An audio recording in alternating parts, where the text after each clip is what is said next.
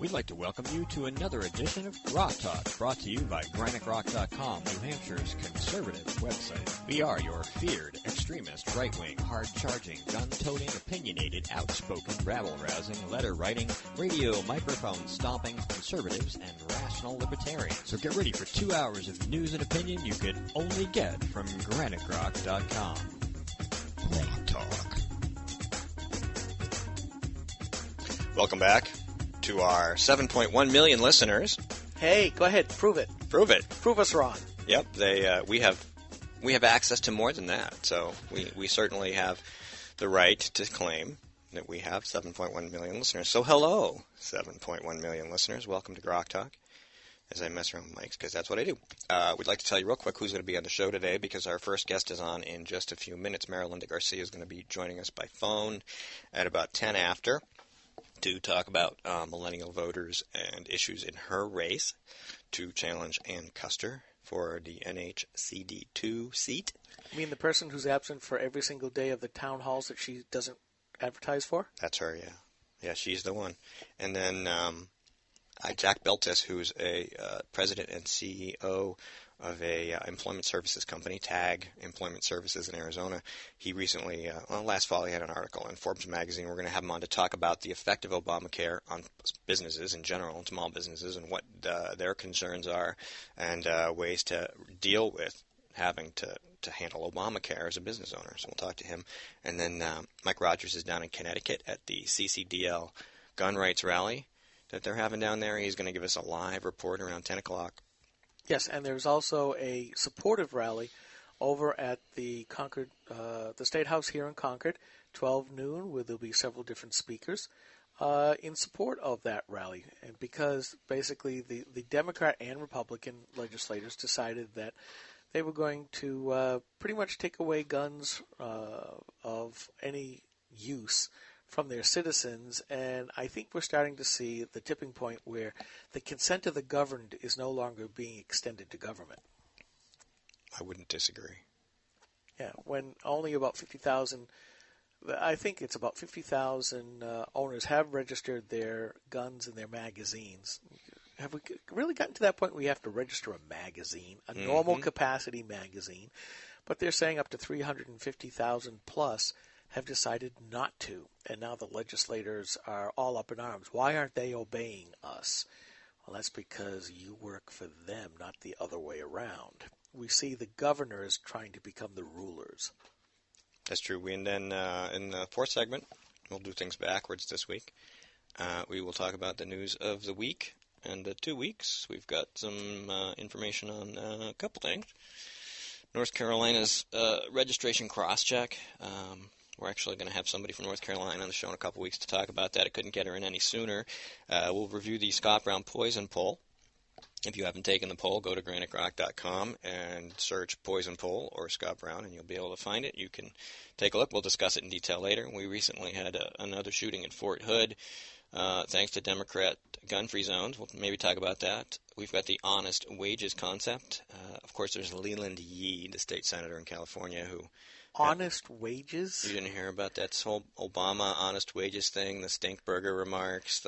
He's eating at that deli where it costs like $14 to get a sandwich, but he's eating there because the guy pays his people $13-something an hour. Well, the reason you have to pay that much for the sandwich is because he pays his employees that much. So there is a relationship between the cost of labor and the cost of goods and services, and what you just did, and I wrote about it yesterday, was to tell people that you want to make everything they buy and do cost more because it'll make you feel better. So we'll talk about that.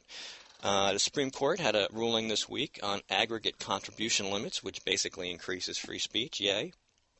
And then maybe, if we have time, a major Shaheen donor, Patton Boggs, is being tied up in a RICO lawsuit introduced by Chevron, who claims that Patton Boggs, as a lawyer and lobbyist, and other interested environmental parties lied and connived and coordinated to cost them billions of dollars in a suit that they charged against them, and that it was falsely done. So we in Ecuador. Yeah, in Ecuador.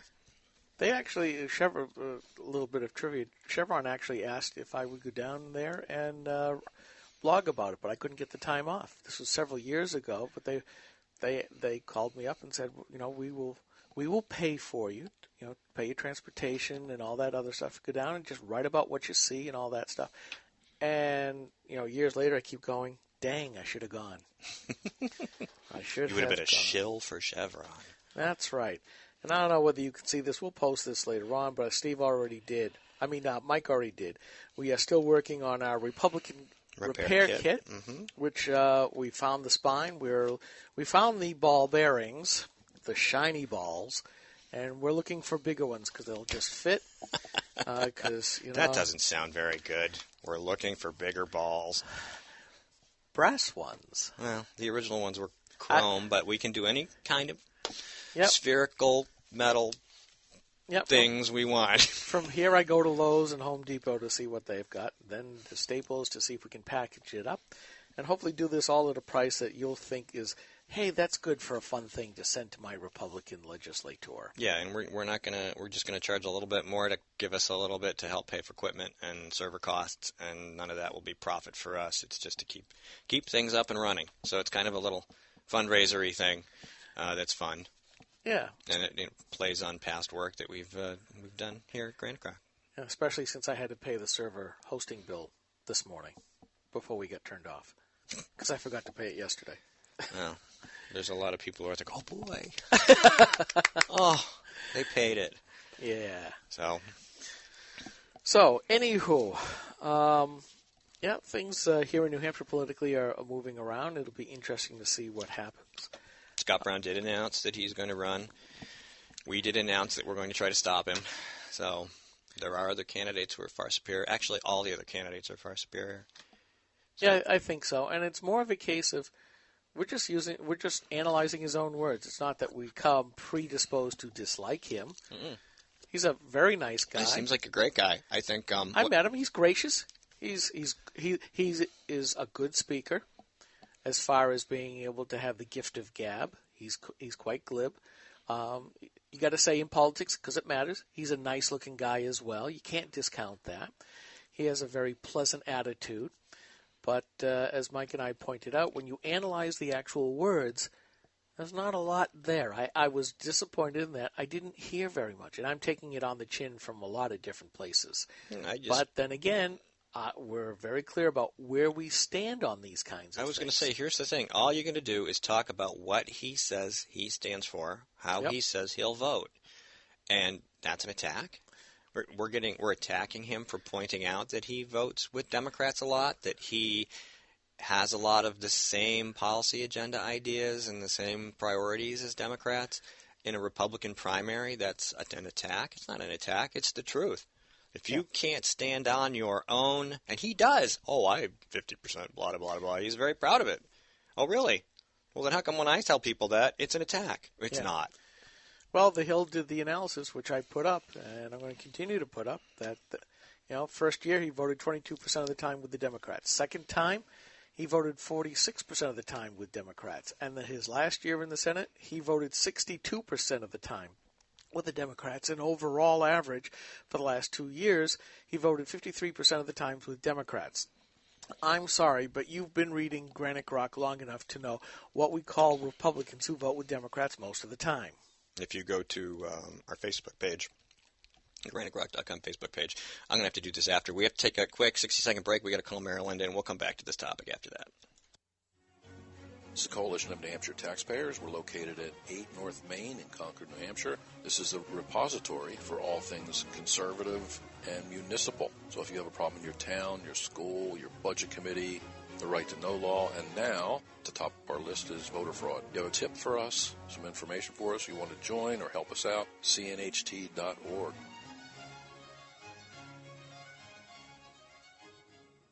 Senator Jeanne Shaheen said, if you like your current health plan, you can keep it. That's not true, Senator. 22,000 New Hampshire citizens have been kicked off their insurance plans. Hospitals in Rochester, Concord, and Portsmouth, they aren't allowed to provide care under the exchange. Senator, you were wrong in your comments. You should apologize for your misleading remarks. I'm calling Senator Shaheen at 750-3004 and telling her I want my doctor back. You should too. Paid for by SaberPac.org, not authorized by any candidate or candidate committee. Rock Talk. Okay, we're back. I had to interrupt my excellent thought, but that's okay. I did it for a really good reason, because we have with us on the line, fresh from her little interview with Fox and Friends. See, we get the same guest as Fox and Friends. Isn't that awesome? That's cool. Marilinda Garcia is with us. Good morning, Marilinda. How are you? Oh boy, I'm fine, thank you. Great. How'd your interview with Fox and Friends go? It was fine. I appreciated the opportunity to speak for a moment on that topic. It's just always amazing how quickly it goes by. 3 minutes, 5 words, and you're done. Oh, yeah, sure. And you were talking about millennials, correct? Yeah, and basically how the administration, the past 6 years going on, 2 terms, has improved things or worsened things for my generation. And I think it's pretty clear what the answer is there, unfortunately. Well, how are for our listeners who may not be, the types of news and political junkies that we are, in your opinion, Marilinda, how has the present administration worsened the environment for millennials as they're really just getting now started on their careers? Sure.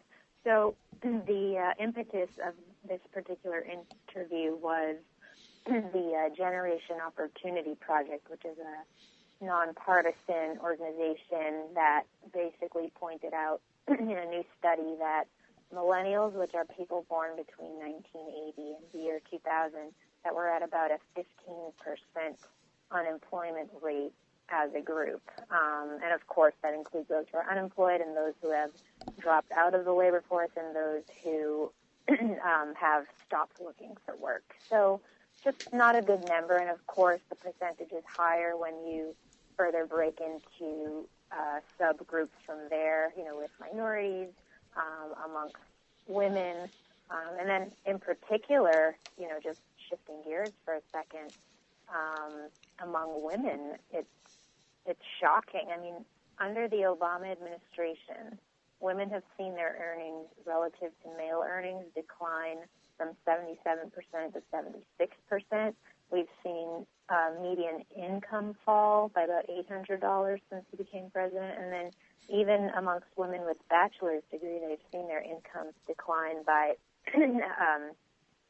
about $1,400. So, those are not good indicators. And then you just look at, and my point was that all of this is predicated on a president who came in, with such lofty rhetoric, all these promises, positivity in his own way, optimism about the future, but not really offering anything substantive, of course. And then you find out not only did he fail to deliver on his promises, but he also, frankly, when you look at his signature piece of legislation, of course, prime example of so many bad things about government and politics, but, he purposefully deceived, and that really affects the millennial generation, where, frankly, they're the ones that are being compelled, forced to buy a product they don't necessarily want, no specifications according to what they as consumers, might like, price points, not allowed to select really much. And then if you don't, you're fined. And then you're subsidizing, the older generation. It's really quite shocking. So your response to all of this is to run for Congress in New Hampshire, CD2. See, this is not, you have these observations, you see some things aren't going right, so you step up and, you know what, I'm going to step in and I'm going to try to challenge the Democrat Ann Custer. So how is your campaign going? It's going quite well, and just if I can touch upon that for a moment, it's not even so much that, I'm running forward kind of with the flag saying, okay, I don't like what's going on, I'm going to take her out. But it's deeper than that for me, in that having been now in the state legislature for, this is my 4th term, I've been working on state-based initiatives and reforms that are specific to healthcare. They're things that would help develop our economy. They're things that would make pricing in healthcare, more closely tying the dollar to quality, make things more transparent.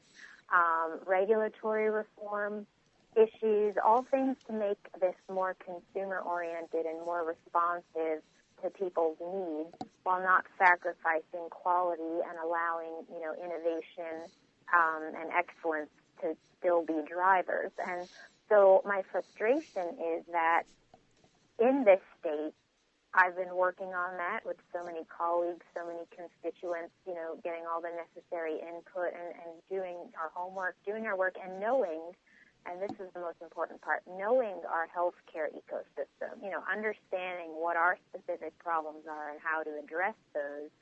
And then you have the federal government and the federal representatives, such as in Custer, who are not helping us in any way achieve those things that would significantly improve health care and lives of citizens in the state. Instead, they're actively championing and promoting and voting for and mandating these policies that have in fact wreaked havoc on our healthcare ecosystem and have not been a positive force for change in our state. So basically, it's that we have an adversarial federal government, and I have an adversarial representative in Custer. So that just needs to be changed.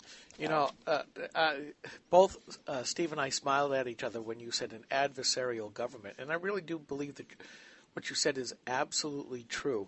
The viewers who are watching the live stream right now can see your page, the new generation policies, and at the very top is your healthcare one. And I see at least 4 areas of policy making that you want to do, that you've put out there for the public: tax fairness, interstate competition, and lawsuit abuse, and insurance portability.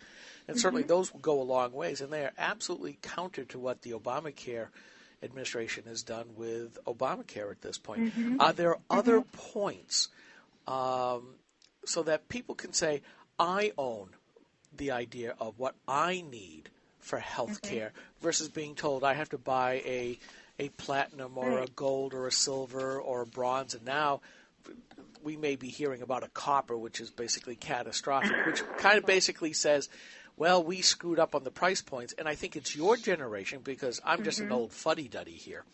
I think it's your generation. Well, my hair's a whole lot grayer than yours, Marilinda. And I don't have a hairdresser that can do anything about it. You'll see by November what color my hair is. But the whole idea is that they've so screwed up the healthcare system that your generation isn't signing up. Even though they're claiming that they've got the 7 million sign-ups, which go look at the Granick Rock Facebook page. Right. There's an idea that the HHS has kind of cooked the books. Right. But what do you do about that? How will you get them to change this? Right. Well, to your point, the way I've been describing it is obviously, we understand the irony of the Affordable, Care Act and how they talk about health care reform. And I think the most obvious thing is that it's really reformed not much of anything at all. The way I see it is what you've done is you've taken our already flawed healthcare system, though despite its flaws, just like what they say about our form of government here, it may not be perfect, but it's the best there is, right?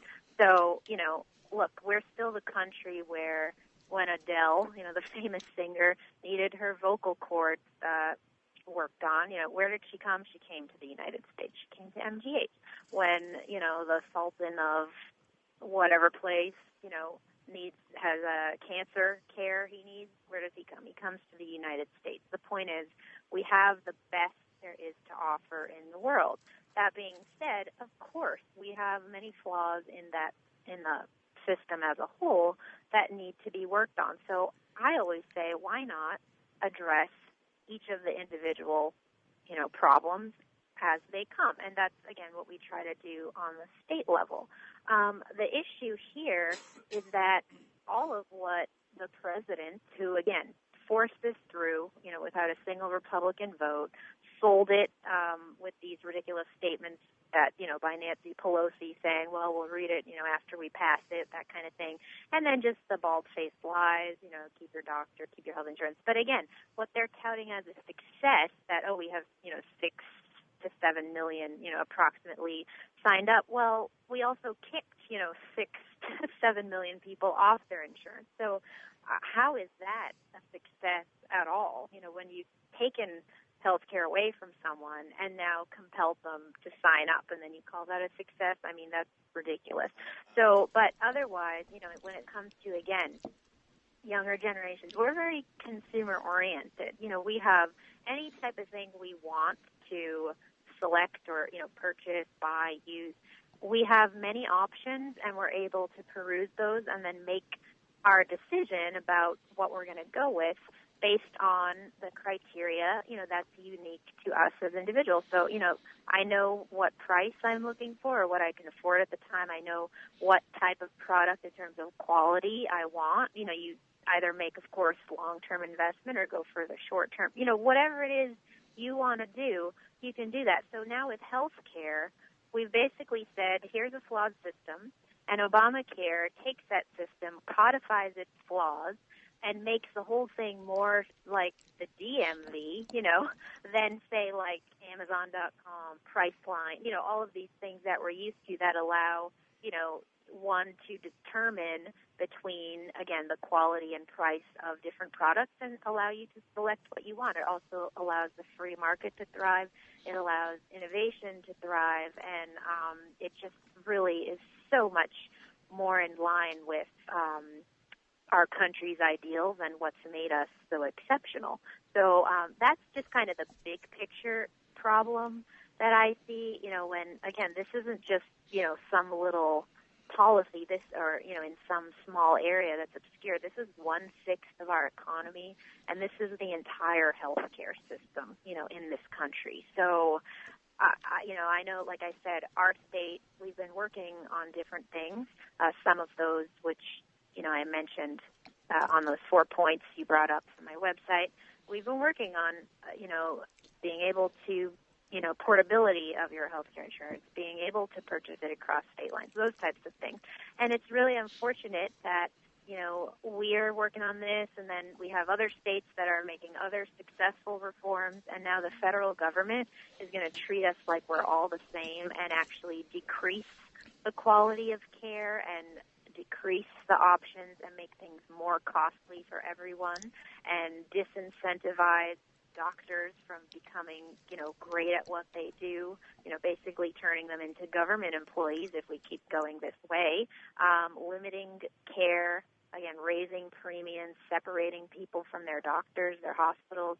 We know in New Hampshire, of our 26 hospitals, at least 10 are out of network. I mean, this is not an accomplishment. So I could go on and on, obviously, but it's really sad. Yeah, Marilinda, real quick question. One of the things you started off with was sort of a micro rant about the millennials being forced to subsidize people like me or even older, the senior, the real senior citizens. But it's also a case where you're seeing the middle class also being forced to subsidize the lower classes, and really the affordable only comes into. It's affordable only if you're getting subsidies, which makes it more expensive for other people, especially the millennials. And do you think that is fair, to have this imposed upon you as a generation? I, for the most, am very reticent to throw around the word fair because I think it's a little subjective and I think it's used improperly a lot.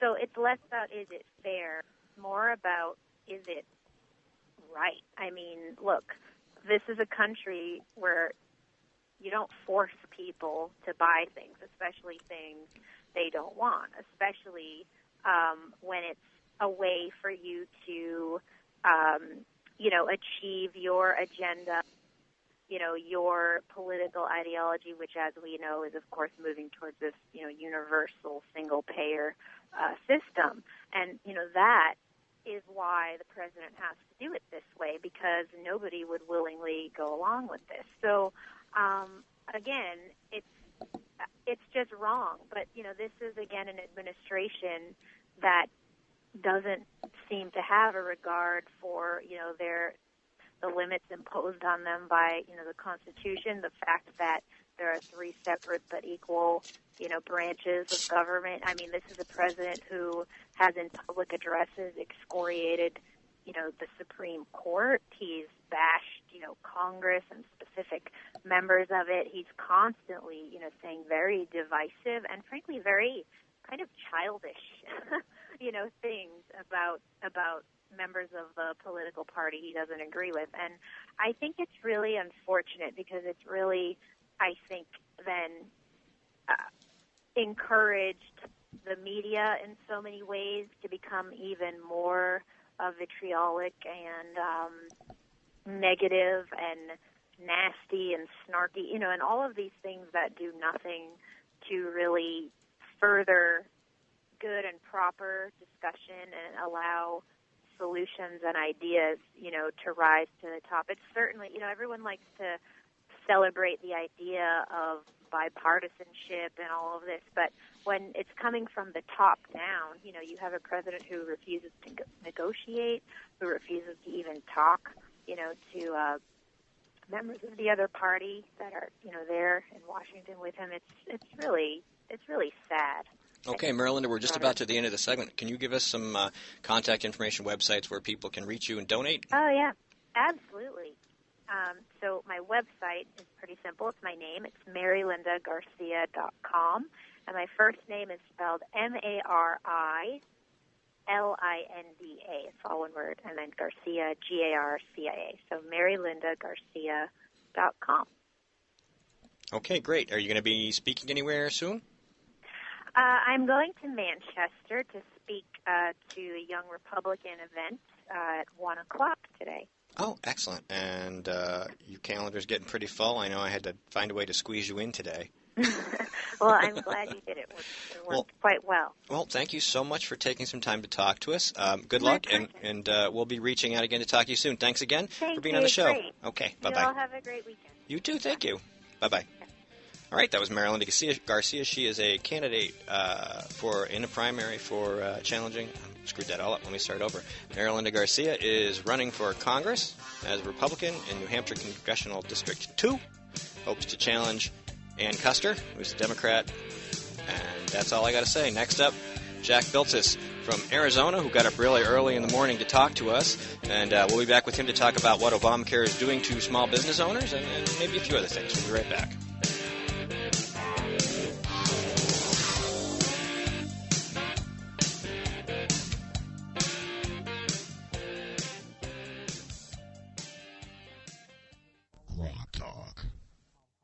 Steve McDonald here.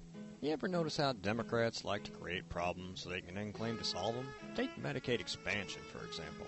Even if the federal government keeps its promise to New Hampshire to pay for most of it, it'll still cost New Hampshire taxpayers tens of millions of dollars more to provide inferior care and coverage to people who, for the most part, would never have needed it if Democrats hadn't reformed health care in the first place. That's right, that real expensive reform that doesn't care if it's only affordable if you act like you don't need insurance. Well, its number one claim to fame at this point is how many more people it forced onto Medicaid.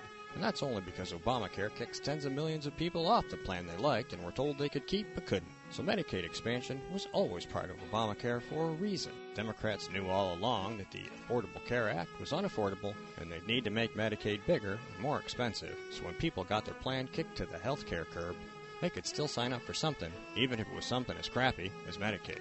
This is Steve McDonald for Granite Rock, and we'll keep shining the light on them for you.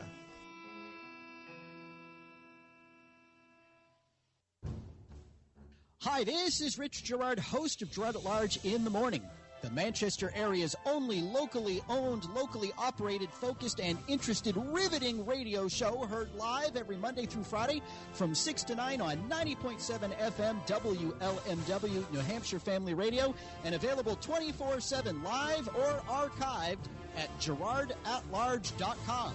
Be sure to tune in. This is the Coalition of New Hampshire Taxpayers. We're located at 8 North Main in Concord, New Hampshire. This is a repository for all things conservative and municipal. So if you have a problem in your town, your school, your budget committee, the right to know law, and now at the top of our list is voter fraud. You have a tip for us, some information for us, you want to join or help us out, cnht.org.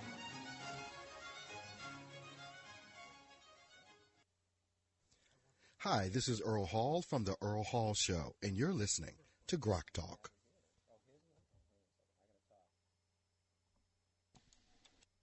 Grok Talk.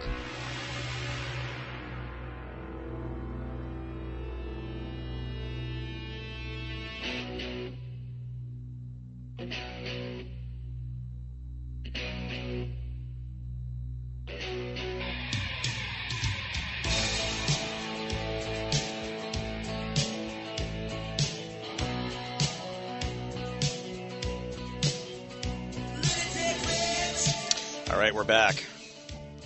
We are still trying to reach our next guest, Jack Biltis from Arizona.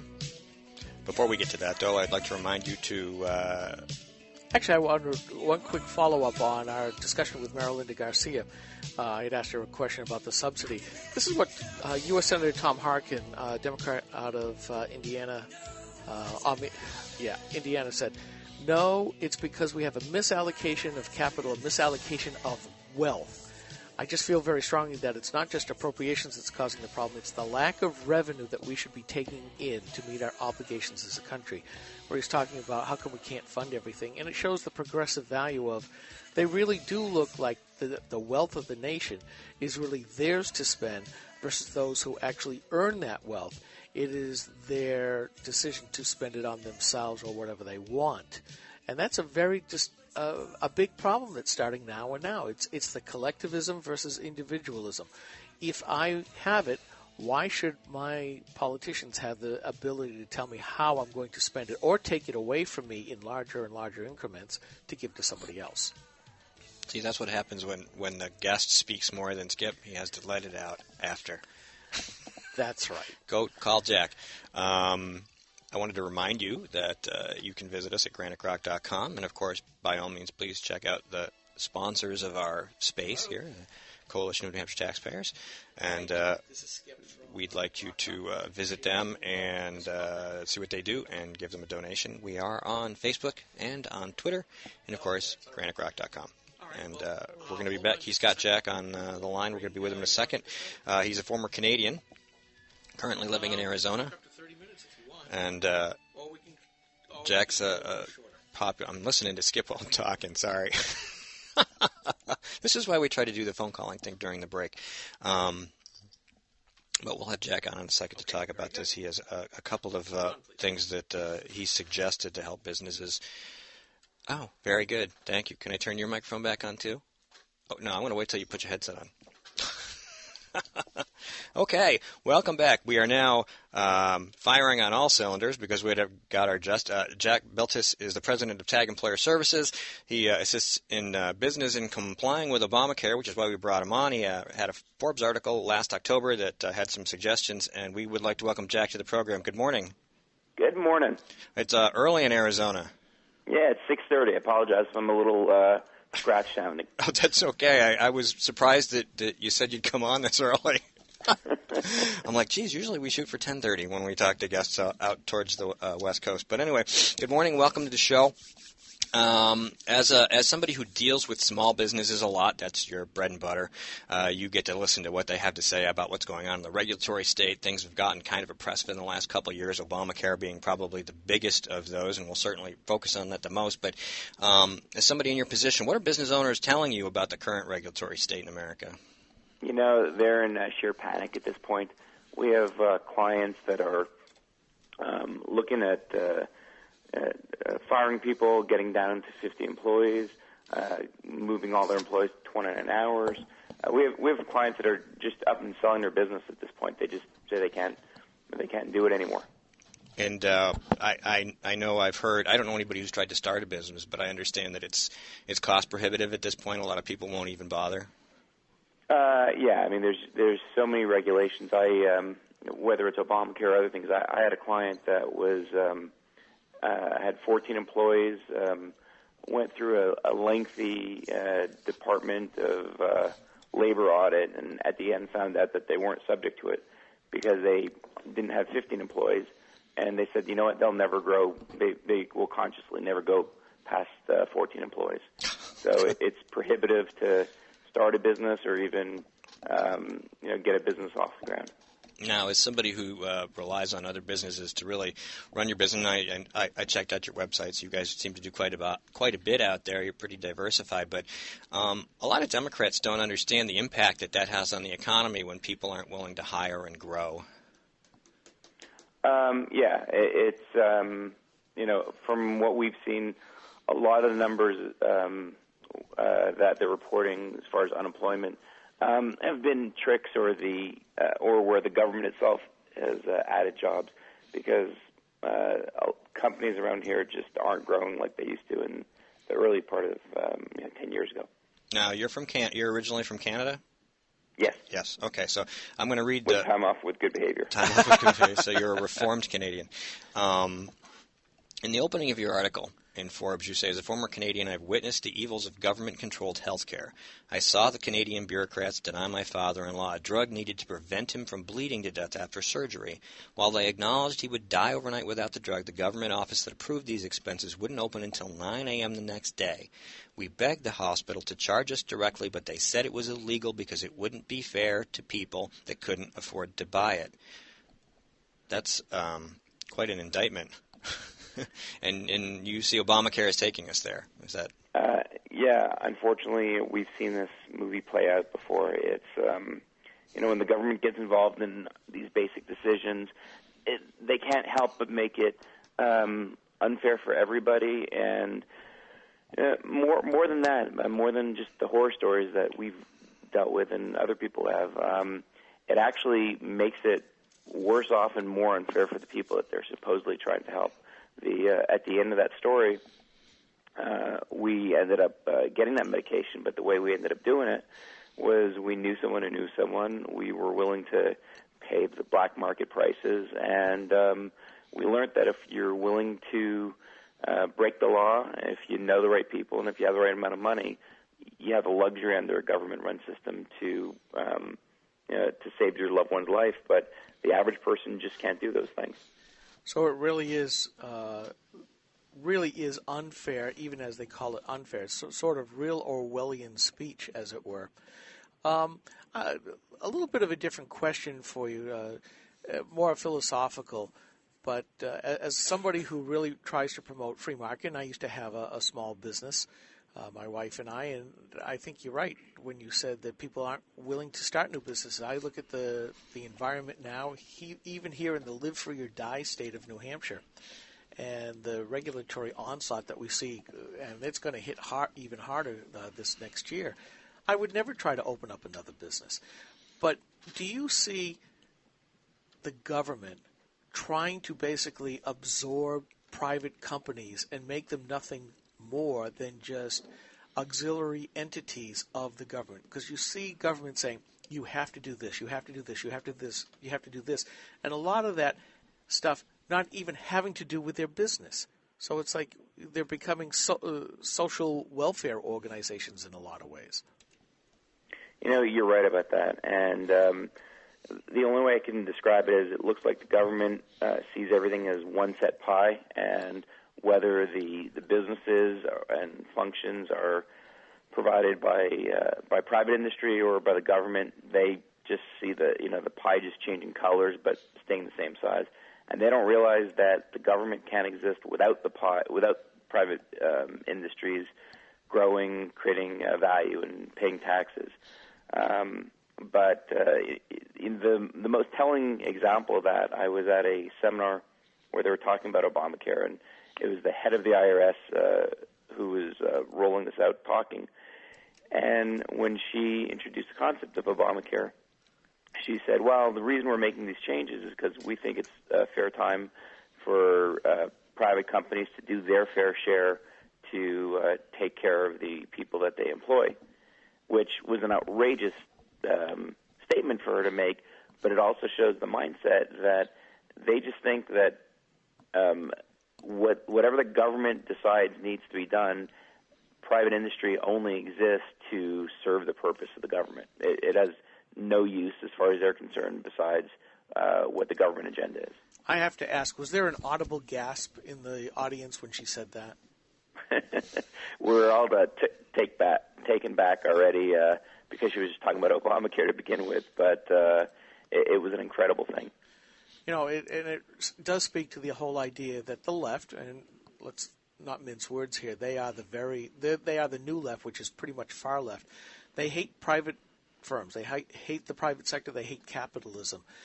And they really do believe that all companies are bullying their employees. And how do you talk to somebody with that mindset when you try to push back and go, what the heck are you talking about? Or will they even listen to that?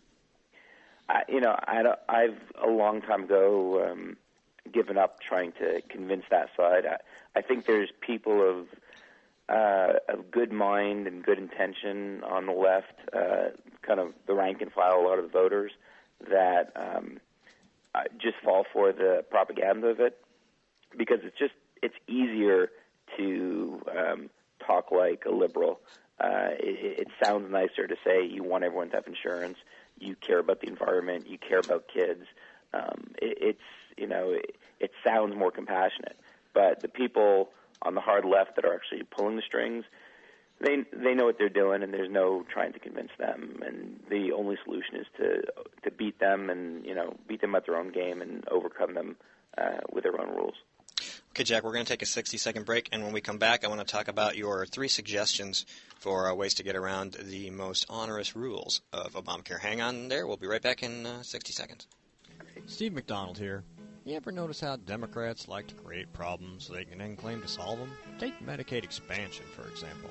Even if the federal government keeps its promise to New Hampshire to pay for most of it, it'll still cost New Hampshire taxpayers tens of millions of dollars more to provide inferior care and coverage to people who, for the most part, would never have needed it if Democrats hadn't reformed health care in the first place.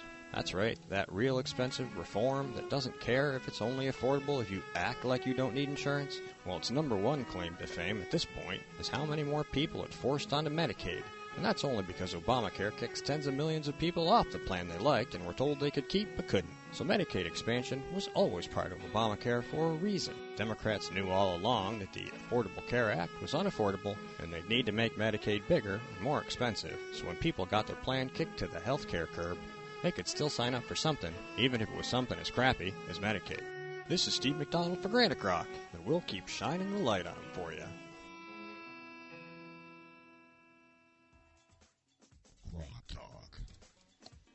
All right, we're back with Jack Biltis from Arizona. Hey. Howdy.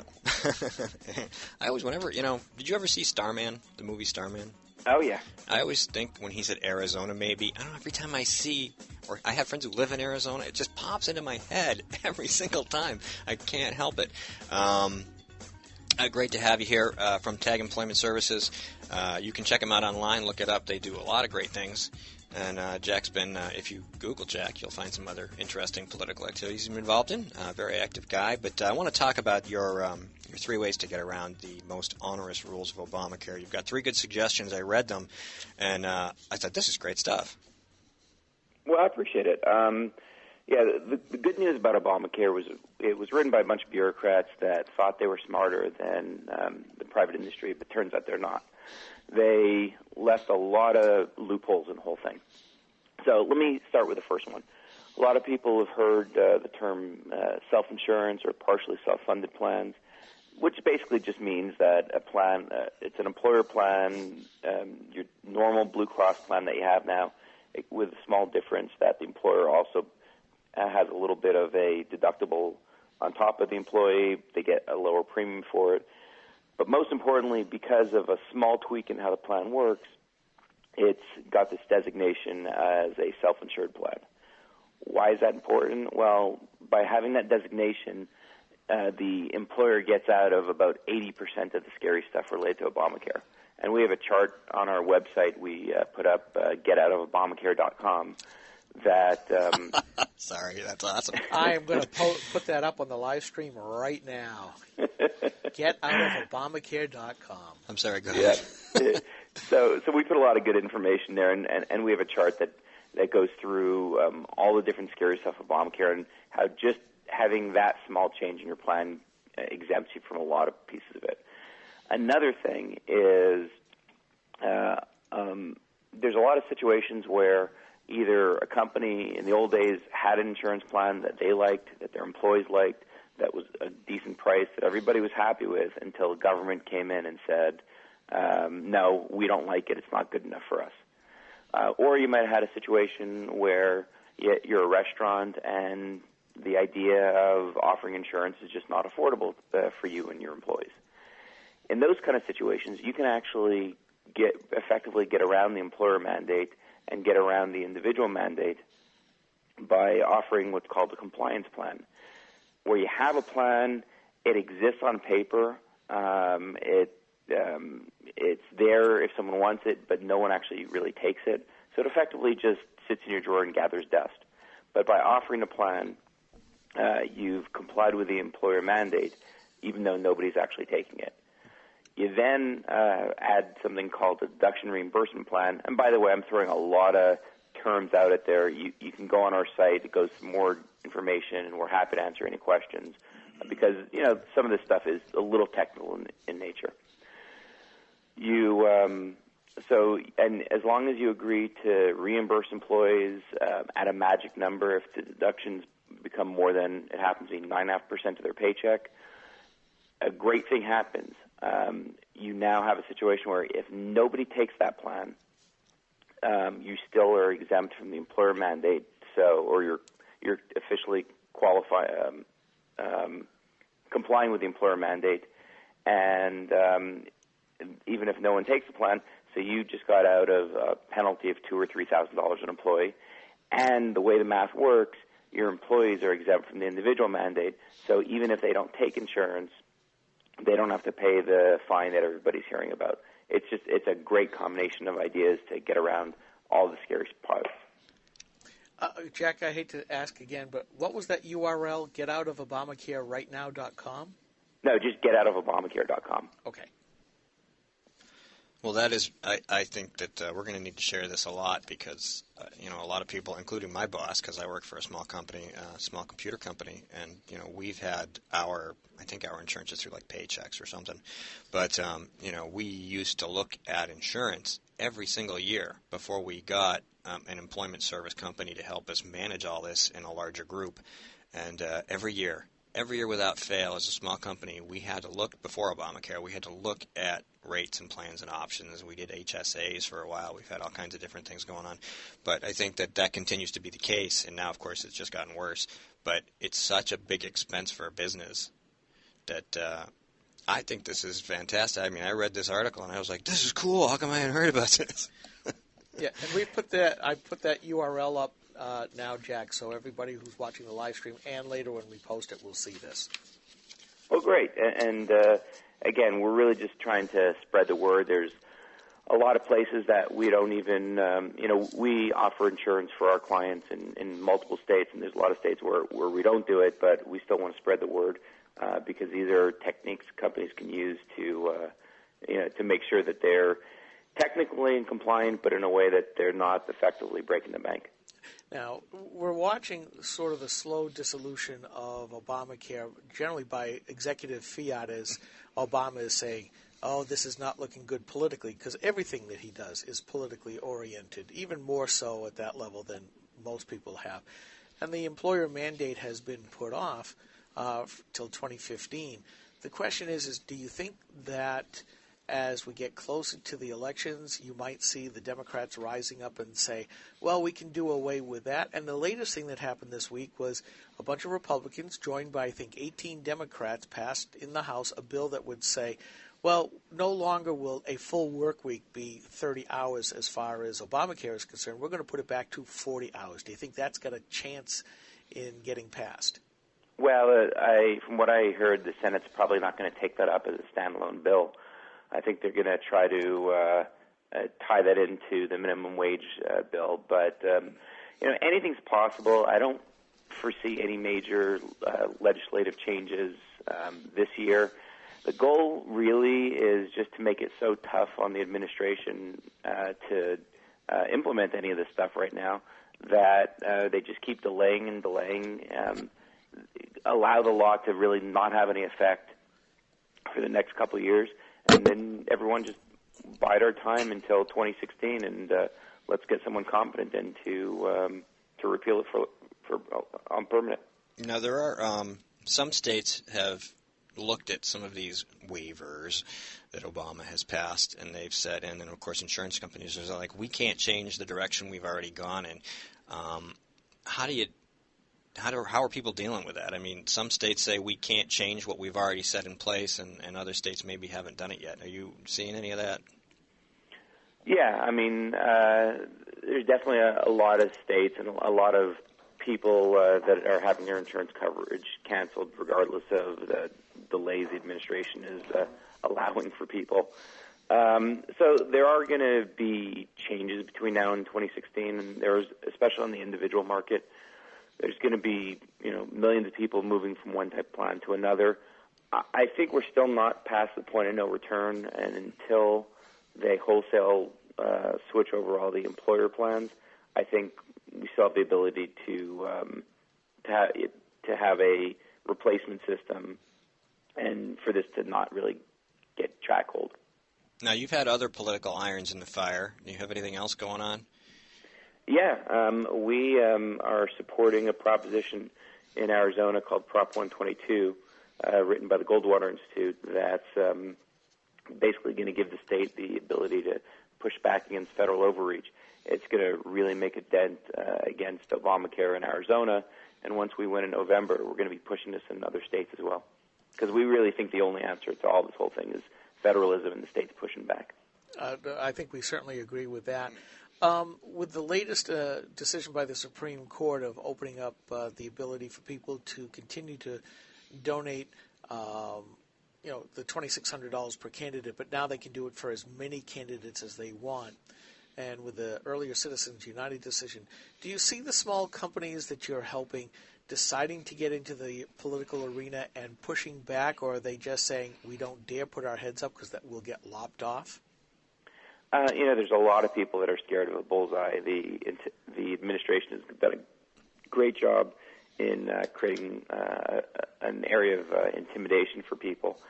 I think, though, it only takes a few, and there's some great companies pushing this, pushing various lawsuits. There's still Obamacare lawsuits.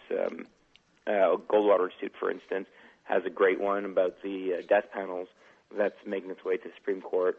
So I think that it just takes a few, and I think, we're Americans. We're always going to have the kind of fighting attitude no matter what they try to do.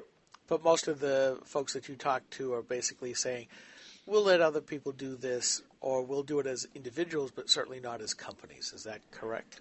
Fair assessment?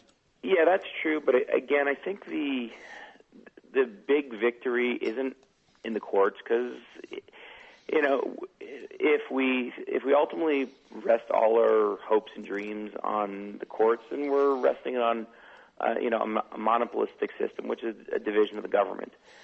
I think the best solution we have long term is by companies following their own natural best interest, and by employees and individuals following their own free market best interest. You end up doing things where you end up creating a whole separate market that just beats the system on the best playing field we can, which is free market and competition. We absolutely, with the government overstepping as it has, we have the ability, probably like no time in the past, to create a system where the quote-unquote black market alternative system ends up being the system everybody uses, and the government system ends up just being, a piece of paper on a shelf. We're both kind of sitting here looking at each other because we don't often hear people talk about the black market, which really is a real good source of a free market when the quote-unquote free market has been so constrained. You really think that more and more people are going to kind of drop out of the regular economy and go to that as the administration ratchets things down? Well, you get to a certain point, and black market has a kind of sting on its name. But so let's just say a gray market or a blue market. Because there's so many loopholes in the law, there's an ability with companies opting towards partially self-insured plans, with people doing private payment to doctors and direct care. with doctors accepting, deciding that they're not even going to take insurance anymore, especially exchange insurance.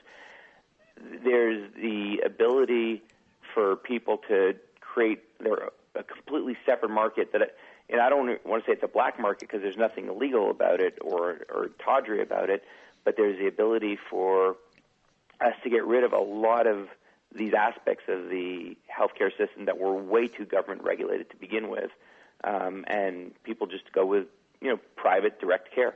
And I think that's a great system. And the thing is, the government has gone so far and created such an inefficient system that it's just so easy to compete with that.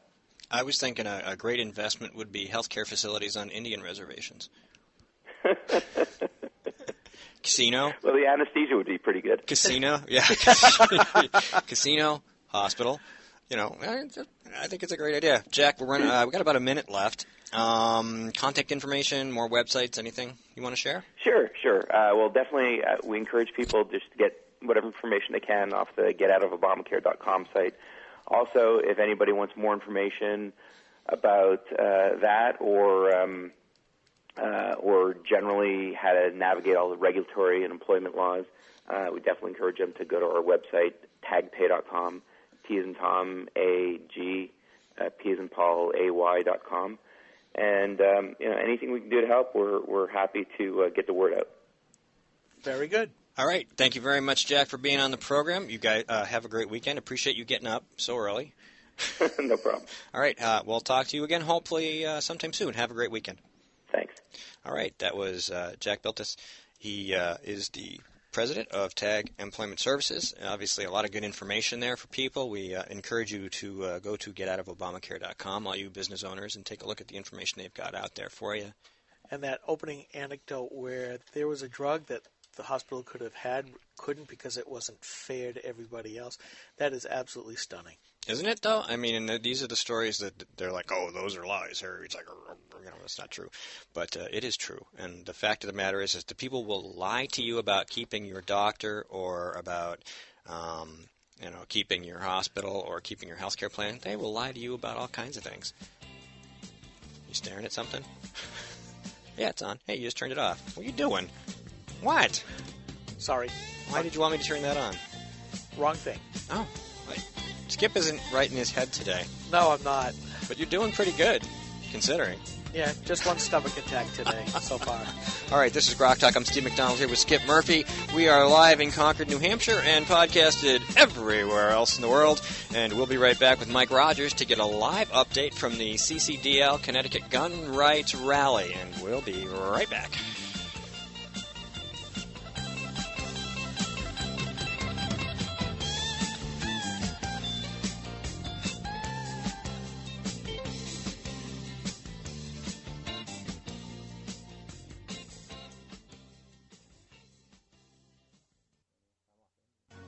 This is the Coalition of New Hampshire Taxpayers. We're located at 8 North Main in Concord, New Hampshire. This is a repository for all things conservative and municipal. So if you have a problem in your town, your school, your budget committee, the right to know law, and now, at the top of our list is voter fraud. You have a tip for us, some information for us, you want to join or help us out, cnht.org.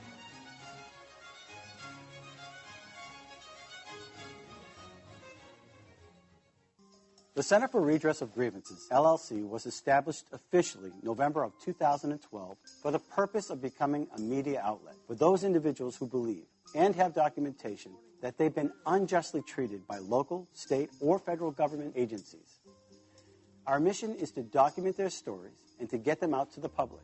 By collecting and organizing this data, the Center for Redress will be able to better show the public and our legislature that there are issues with some of our government agencies that may be widespread and need to be addressed. Although we are not a nonprofit, we do provide all of our services at no cost to our clients. All of our services may include screening interviews, documentation gathering, audio, video of court hearings, and production of Speak Up, which is our television show. We're funded exclusively through sponsorship of Speak Up and our advertisers on our website. We hope to help those individuals who, with well-documented stories, need to be heard with credibility when the other agencies and media sources turn a deaf ear to them. you can go to our website at www.centerforredress.com and check us out. Anything you would like to donate is truly appreciated, and we will put it to good use. Hi, this is Rich Gerard, host of Gerard at Large in the Morning. You're listening to Grok Talk. Grok Talk.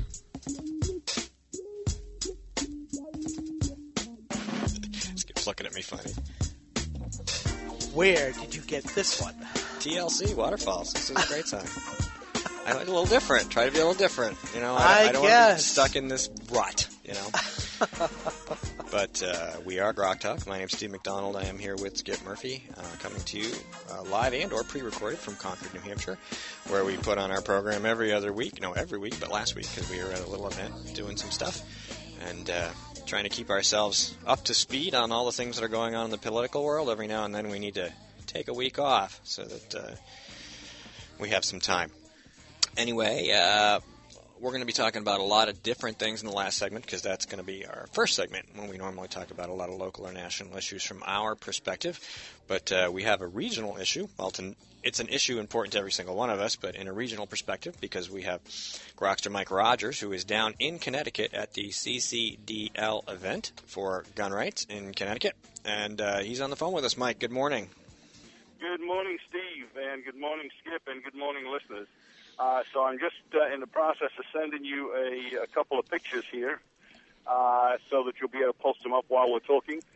So I'm standing literally opposite the steps of the state capitol here. There's some strange rules. If I put myself on the grass right at the edge of the parking lot, I can't sell or anything or take donations. But I also can't stake the tent to the ground. If I step back 10 feet, I have to get a special permit from the city to be in the park. Yes, those lines of delineation. So I'm on the no man's land grass that as long as I don't stake the tent, we're okay. And I got the Granite Grok banner lashed to the tent, and there's already a lot of people here filling the place up. I'll be talking to Scott Wilson in just a couple of minutes. So when does the event officially begin? At noon. At noon. And that's why you've got one going on in-state in New Hampshire at noon. Yep, we do, and we did broadcast that out. Noon o'clock. State Capitol steps here in Concord, New Hampshire. So I don't know how well we'll do it getting somebody else on here just because they're already checking out the sound system. They got music playing. One of the pieces was Stand Your Ground. What a surprise. Okay, two pictures have winged their way towards Skip. If you want to post those up for our listeners, the Capitol grounds here. I can do that. Has the New Hampshire contingent arrived? The New Hampshire contingent will arrive about 11. Some of the individuals are already here and have come over to see me. So we're doing fine in that respect.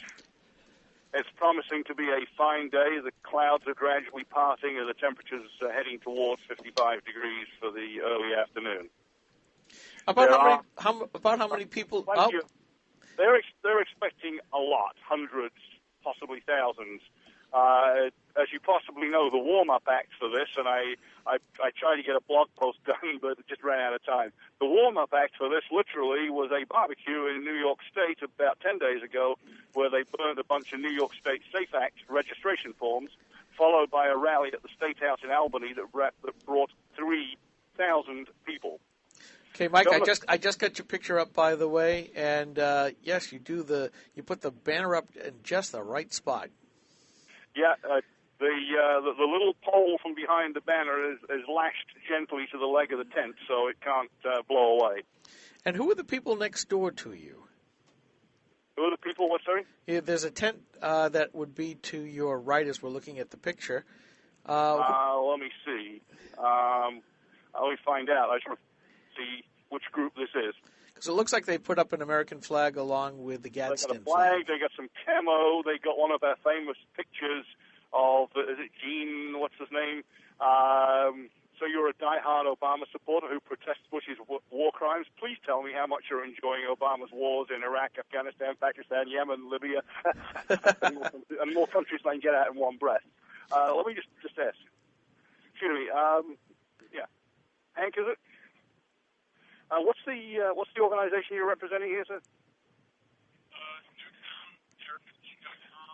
NewtownAR15.com. Supporting the Constitution and giving out copies of the Constitution, I might add. Oh, excellent, excellent. Well, see if you can make contact with them, and we can certainly have them on the show at some point. Yeah. Oh, nice sign here says, Governor Malloy, you may have won the battle, but in November, we the people will win the war. And I think that is the message we need to take to our Republicans. Oh, and by the way, treachery abounds, which is why the Republican Party must go. It was a Republican state senator who started the ball rolling here in Connecticut. Oh, they must be so pleased with him. Yeah, I think so. They're trying to figure out which pieces of him to hang him by from how high a tree.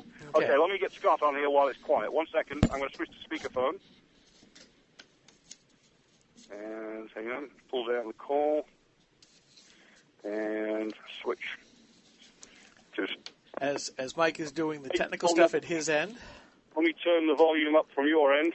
Okay, I'm standing here with Scott Wilson, the president of CCDL. On the phone here we have Skip, Steve, and all of our listeners. And Scott, say good morning. Tell us how many people you're expecting. Good morning. I have no idea how many people we're expecting, but it sounds like we've got people coming from, well, we know we've got people coming from New Hampshire today. Yes, you do. Yeah, three to four buses full, from what I understand. That's spectacular. Yeah, I heard 2 full buses and a bunch of carloads, at least 2.5 buses worth, and a bunch of individuals like me that just came anyway. Well, Scott, it's good to talk to you again. Yeah, thanks for having me on, even but for a brief moment. I know today we have some folks on are here from the West Virginia Citizens Defense League. They've made the trek up, so we're looking keep an eye out for those folks as well. So who do you have speaking today? Today we have, if you'll bear with me for a moment, we have our liaison, Anna Copper from the NRA. We have a Board of Firearms Permit Examiners member at the state-appointed agency, Craig Fishbein. He's also our attorney. We have Doug Dubitsky. We have our lead attorney that's handling our lawsuit against the state of Connecticut and Governor Malloy, Brian Stapleton. We have from the New Jersey Second Amendment Society, Frank Jack Flamingo. We have Anna Copperidge from the NRA. A couple candidates for the 2nd Congressional District for U.S. Congress, Laurie Hopkins Kavanaugh and Evan Evans. State Rep Al Aldenofi, who is fantastic with respect to our Second Amendment rights. We have a young 16-year-old gal who is ranked as an expert shooting. She's one target away from being a distinguished expert. And we also have Melody Burns from upstate New York. And your keynote, David Codrea, you said. Don't let me leave out our keynote, David Codrea. He should be here rolling in about 11 a.m. And he is the gentleman that we've seen in some of the YouTubes talking to some legislators. And he was the one who said famously, "I will not comply." I don't know if David said that or not. I cannot confirm nor deny that at this time. Okay. Well, so, Scott, if you get the chance to introduce David Codrea, I'd love to meet him, and we'll get a micro interview on for our folks. Absolutely. I think that would be fantastic. All right. All right, Scott, good luck. I hope you have a great event. It sounds like you're going to. And thanks for taking a couple minutes to talk to us. All right, Steve, and everybody else, thank you very much. All right. Thank you, Scott. So, Mike, it sounds like things are going pretty good. Yeah, 1 second. Yeah. Yeah, and I've just taken his, he sent us a second picture looking at the steps. Back the headset. I don't know how well that worked. We could just hear you over the background noise. I hope you can hear us. Oh, yeah, sound good, actually. Yeah. For speakerphone on a cell connection, you sounded pretty good. Yeah. The cell coverage here is pretty darn good. Well, you're in the state capitol, you'd think, you know? Yeah, those Congress critters and state legislators like to have their good cell phone connections, you know? A lot of bandwidth. It's like the Washington, D.C. metro system has some of the best underground Verizon coverage for the creeps in D.C. Yeah, I've just received your second picture. It looks like it's looking at the front of the State House.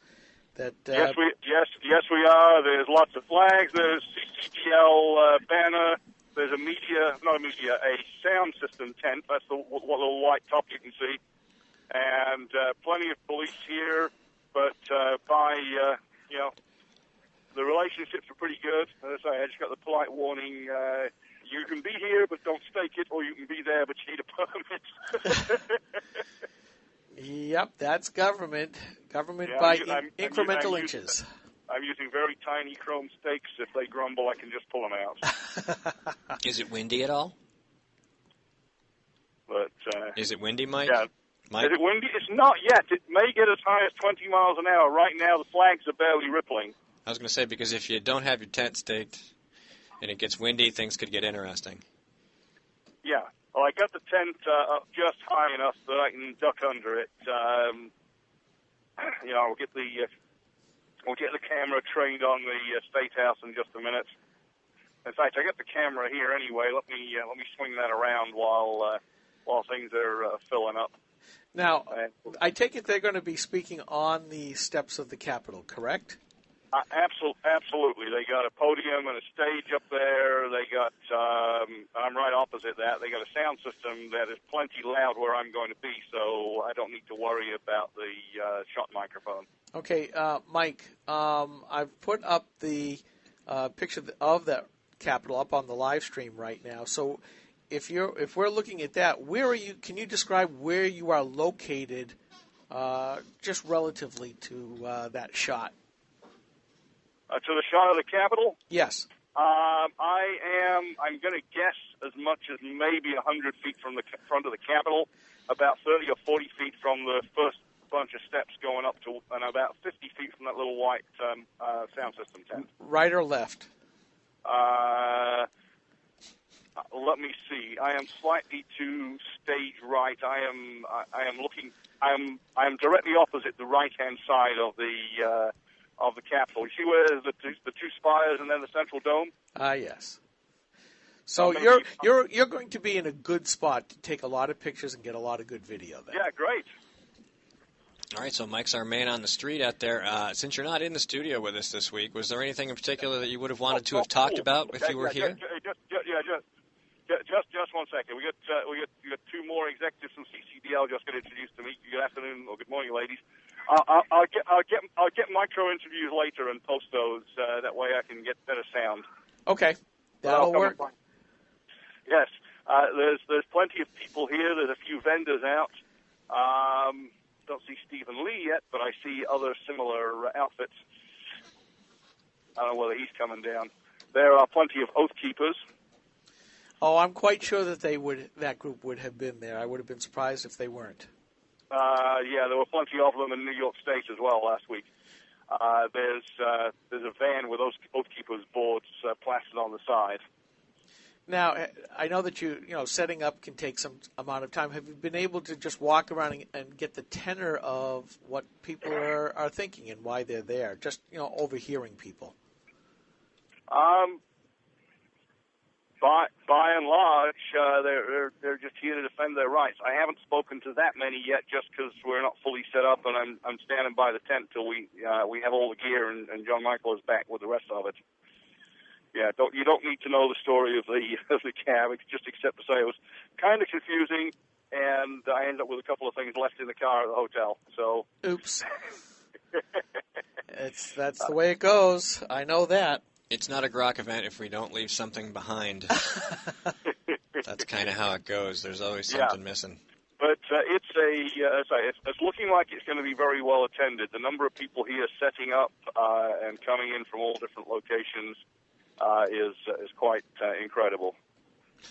Okay, Mike. Well, we're going to let you do your thing, and I'm going to take a quick break here. And if you want to hang on the line, go ahead, and we're going to. No, I'll hang on the line, and I'm just going to wander around a little bit. I don't want to go out of sight of the stuff just yet. But it's a lot of people holding CCDL and We Vote signs, and looks like there's at least one political booth here. I'm going to find out what that's all about, who the candidate is. All right, we're going to take a 60-second break. We'll be right back. Okay, the New Yorker here. Molly Shaheen, Senator Jean Shaheen's daughter, has a very expensive L.A. apartment where she lives and works, but for some strange reason, she voted here in New Hampshire. Elena Biden, niece to the man a heartbeat away from the presidency. Well, she never lived in New Hampshire at all, and she voted here and went back home. A Hampshire Democrat Emma Roos invited her adult children to leave their homes in Virginia, Washington, D.C. to claim they lived in New Hampshire to vote last November, and they went back home. New Hampshire State Senator Martha Fuller Clark, vice chair of the New Hampshire Democrat State Party, she had a whole bunch of people who weren't from here living in her home, including a paid congressional staffer and an ACLU lawyer from Arkansas. They don't live here. They all claim to be claiming to live here just so they could vote here and then leave. That's not all the Democrats who showed up to steal your votes and then leave, but that'll get you started. This is Steve McDonald for Granite Rock, and we'll keep shining the light on them for you. Rock Talk. Wasn't sure if Mike was still talking during the break because they shut him off. Yeah, I'm here, but I'm going to take a quick picture while you guys are doing whatever it is talking. we do. Talking. We'll talk. We're going to grok talk. So you just kind of hang on. I'm going to turn you down a little bit. Talk real loud if you need us for something. So I turned the music down too soon. Sad that was. Anyway, this is our first week back. It's like we forgot how to run the show. Yeah, we did take a break. We went to an event that we learned lots of stuff, and you probably will start seeing some of the effects of that when we, as we're blogging, because a lot of good stuff. You're right. Okay, so that was Skip Stranahan of New York Oath Keepers, who has come down here. He is not merely a fine, upstanding supporter of rights. He is the guy that lit the barbecue that barbecued the Safe Act registration forms about 10 days ago. Wow. And I am going to send you a picture in just a moment. Okay. So, yes, it's as always, amazing who you're going to meet here. And that's Skip Stranahan, spelled the same way as Lee Stranahan that we see in the news occasionally. Okay. Well, as soon as it pops up, I will put it up on the live stream again. Okay.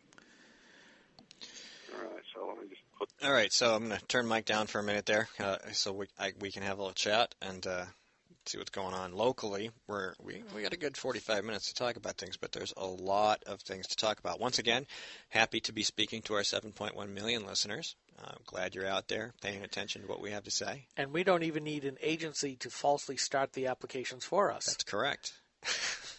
That is, I saw that just before I had to turn in last night, and I just couldn't believe it. Turns out, everybody who's been following this has seen how slow the uptick is in the enrollments. Now, enrollments doesn't mean you're actually getting care, but the Obamacare folks don't care about that.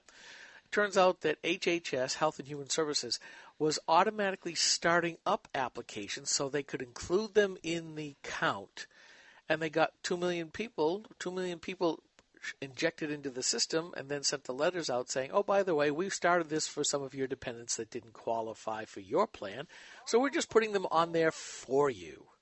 That's like having fake Twitter users or fake Facebook users. Yes, it is. Exactly. And it's like, voters in New Hampshire, for example, or North Carolina, which did a cross-check and discovered that it had 155,692 names that had a name and a match to the last four digits of a Social Security number, all registered in North Carolina and registered elsewhere as well, including New Hampshire. By the way, even though New Hampshire didn't participate, we know that for a fact because we've caught them here.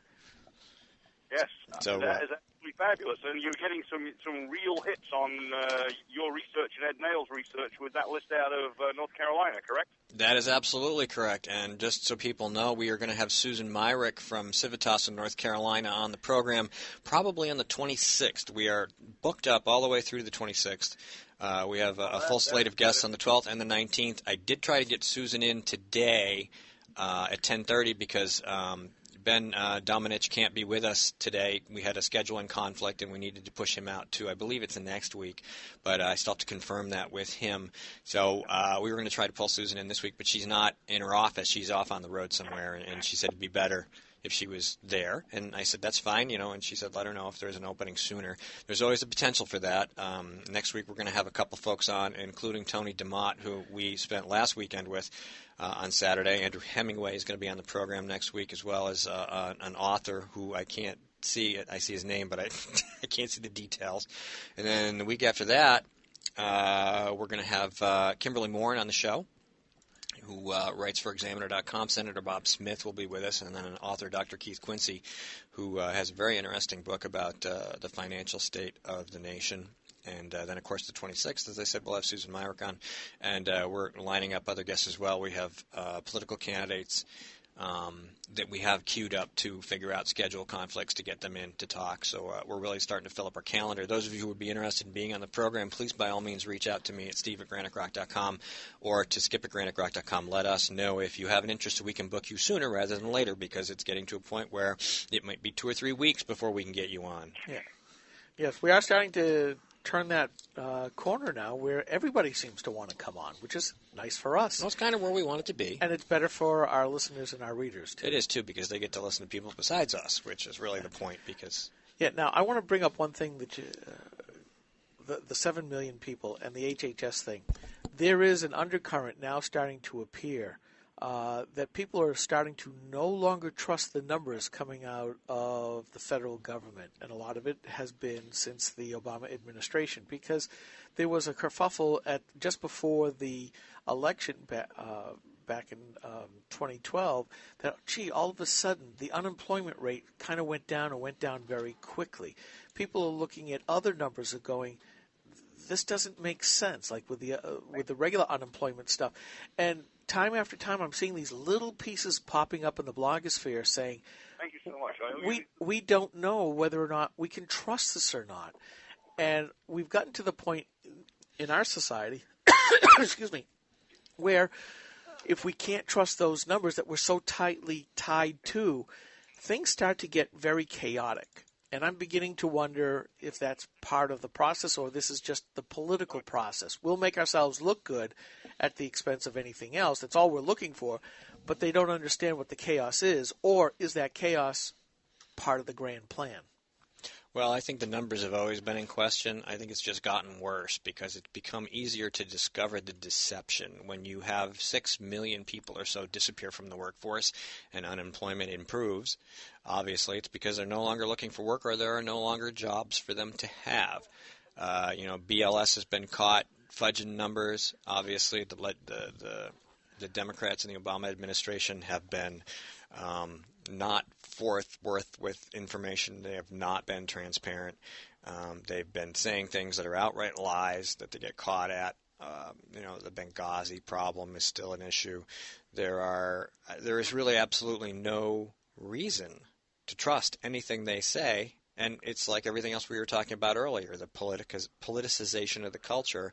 It's, they politicize these numbers. These numbers are all just political chess pieces that are being moved around regardless of reality to create a perception that keeps people in power. Yeah, and the problem with the numbers is that it goes back to a government that you can trust. Every process needs to be open and transparent. And yet when we see these numbers and then we see reality, we go, what was the change? And it's not always easy to find out what the changes were. They'll admit to changes in some cases. Yes, we decided to update the change, like the not the unemployment rate, but the inflation rate. And when you play with numbers like that, it doesn't help anybody because it's an obvious attempt to say, we're not going to allow you to compare what's going on now with what happened before or what was happening just before that. And it tends to always make the federal government look better. Yeah, and some people are fooled by that, particularly the progressives, because they, a lot of the people who support the progressive side of things are public servants or in nonprofits. They're not in real jobs. They don't deal with the real economy, and they're inside that bubble and they just hear what they're told. Now, outside in the real world, I can tell you that just the other day I went and spent $100 on $60 worth of groceries because of food inflation. And that's a very real thing, because if it costs me $100 instead of $60 to buy the same food it cost me to buy 2-3 years ago, how much more food can I buy? I can't, this has a direct impact on people who haven't had raises or haven't, all those cost pressures come to bear. So when they say, well, we're going to raise the minimum wage because it's the right thing to do, the first thing that comes into my mind is cost pressures. That's going to make things cost more because you can't raise costs in a vacuum. The money has to come from somewhere. You either have to cut hours, you have to cut employees, you have to provide fewer services, you have to do it in fewer places, or you have to raise prices, or a combination of all of those things. Somebody has to pay for that, and it's going to be me. You got something, Mike? No, John Michael's pointing some stuff out to me, but we've got the rest of the gear here now, and it's certainly looking pretty interesting. But we were talking about, about the problems with the government and numbers, and yeah, those employment numbers have looked suspicious for a long time.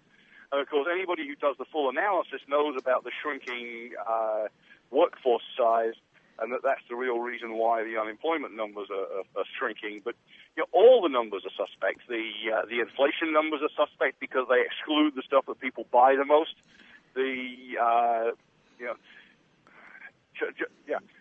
Just about everything that the government produces is slanted to make them look better, and say the trust is breaking down. Just a quick point on our all brown all the time coverage the last week or so. We're talking about Republican senators that want to grab guns. He was one of them. We have a couple in New Hampshire that are not quite trustworthy. They had the same problem in Connecticut. But we do have better people that are running, and I did a quick roundup of the other three Senate candidates last night and linked to their appearances on Grok Talk, just so that people can get a flavor of who else is running. And I'll do a little bit more of a write-up on some of those from the events that I've attended with them. No, we're definitely going to try to get them all back on. We have a handout to the Rubens campaign, and yep. And of course we've had Karen on a couple times already, and Bob Smith is coming on via phone in a week or two. So we're going to keep bringing these folks back, and I'm relatively sure that the Brown campaign isn't going to want to have anything to do with us, which is fine because they've already made it clear where they stand, and we've made it clear where we stand. So we'll turn on the speakerphone. Wait, okay, 15 people. Yeah. Looks like he's got a guest. He does. You got about a minute though. Okay. Hang on a minute. Let me just put this gentleman on. This is Tom Plozash, if I get that more or less right. And he's from New Hampshire, and he was just telling me that there's a bunch more people coming down. So hold on just a second while I put the speakerphone on again. You got 30 seconds. All right, we got 30 seconds. Real quick. Let's go to the next segment. We can do it in the next segment if you want, Mike. Can you hang on? We're hanging on. You can hang on. We'll be back. We're going to go to break in about a minute, and then we'll be off air for about 3 minutes, and then we'll come back and we can talk to you. Okay. How's that sound? Does that sound good? Yeah, you want to come back in just a minute? Yep. Right, just we'll do that. hang on. Yep. All right. All right. We're going to start going to our break here. And, Mike, hang on. I'm going to just turn your mic down. That's Mike. He's got a guest we're going to talk to in a couple seconds. And there's my music. I was wondering where it was. This is Grok Talk. I'm Steve McDonald here with Skip Murphy, coming to you live and or pre-recorded from Concord, New Hampshire. And we're happy to have all 7.1 million of you listening, and we look forward to having you hear us, in the next segment. We'll be right back. This is Grok Talk.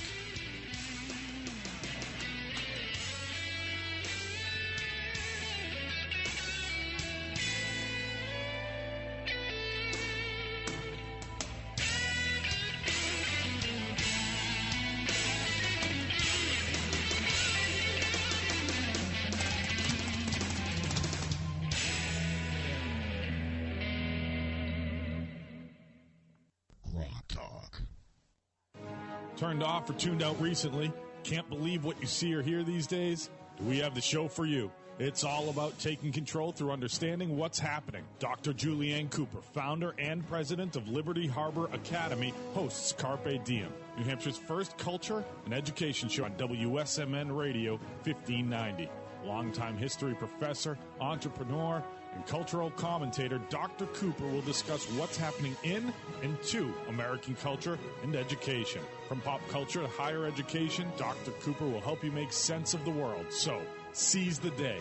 Listen to Carpe Diem with Dr. Cooper every Tuesday from 11 to noon.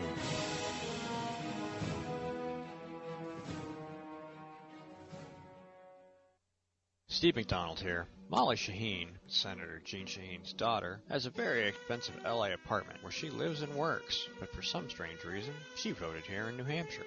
Elena Biden, niece to the man a heartbeat away from the presidency. Well, she never lived in New Hampshire at all, and she voted here and went back home. Hampshire Democrat Emma Roos, invited her adult children to leave their homes in Virginia, Washington, D.C. to claim they lived in New Hampshire to vote last November, and they went back home. New Hampshire State Senator Martha Fuller Clark, Vice Chair of the New Hampshire Democrat State Party, she had a whole bunch of people who weren't from here living in her home, including a paid congressional staffer and an ACLU lawyer from Arkansas. They don't live here. They all claim to be claiming to live here just so they can vote here and then leave. That's not all the Democrats who showed up to steal your votes and then leave, but that'll get you started. This is Steve McDonald for Granite Rock, and we'll keep shining the light on them for you. Grok Talk is 2 hours of news and opinion you could only get from GraniteRock.com. But don't limit yourself to Grok Talk. Check us out at GraniteRock.com. Follow us on Facebook or Twitter by searching Granite Grok. Grok Talk. Grok Talk.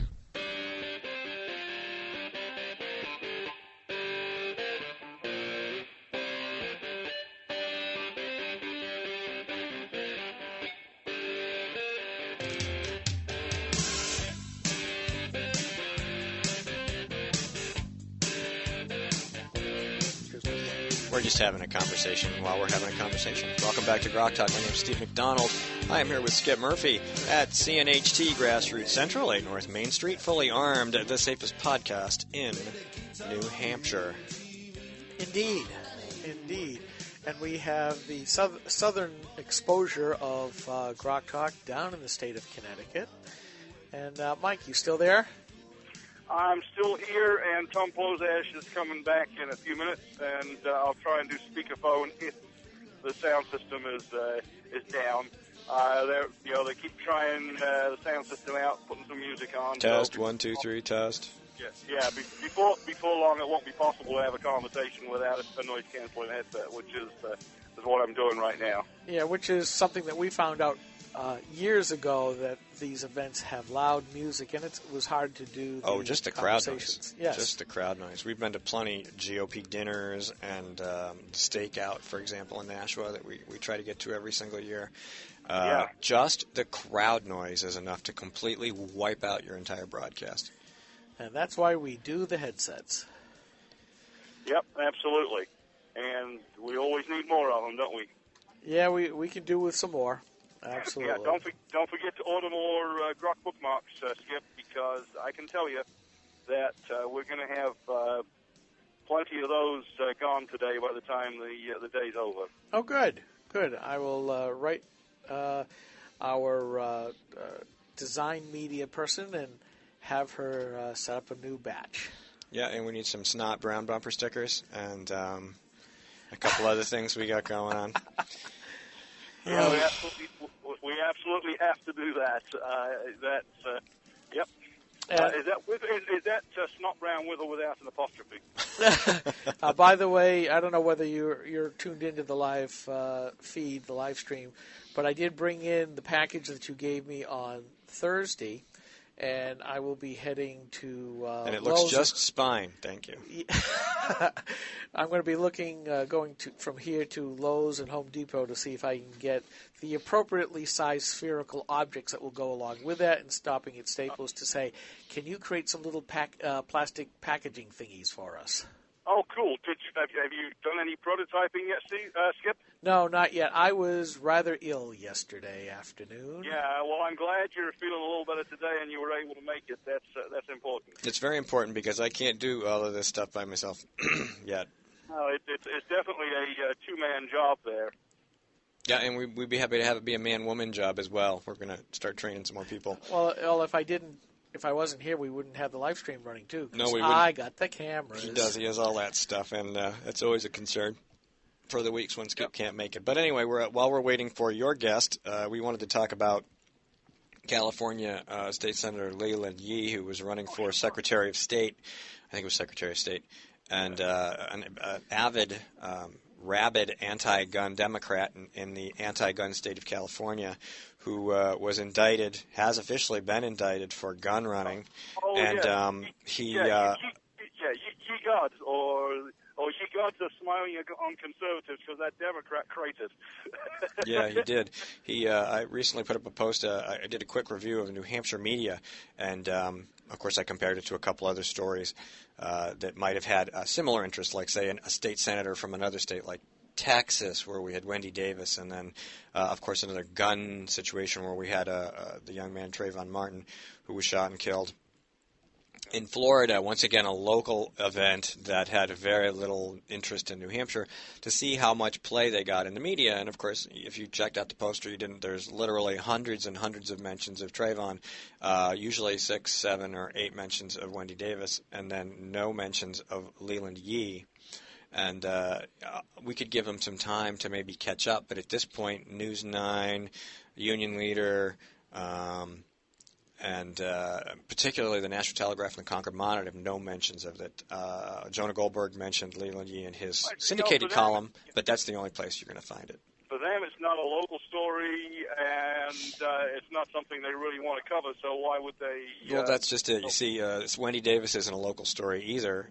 What happens in the Texas legislature has absolutely nothing to do with what happens in New Hampshire, and yet they covered that story. A kid getting shot, one of thousands and thousands of young black youths who get shot on a regular basis. Skip Slav, and we're going to get to that in a second.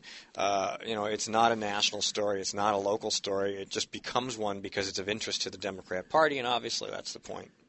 I have to break in here, folks. Somebody that I don't know very well just sent me something, and the email says, looks like Mr. Havenstein, who just signed the papers to run for governor, the establishment Republican wing, Walter, forgot to register a domain name. Uh-oh. Oh, yeah.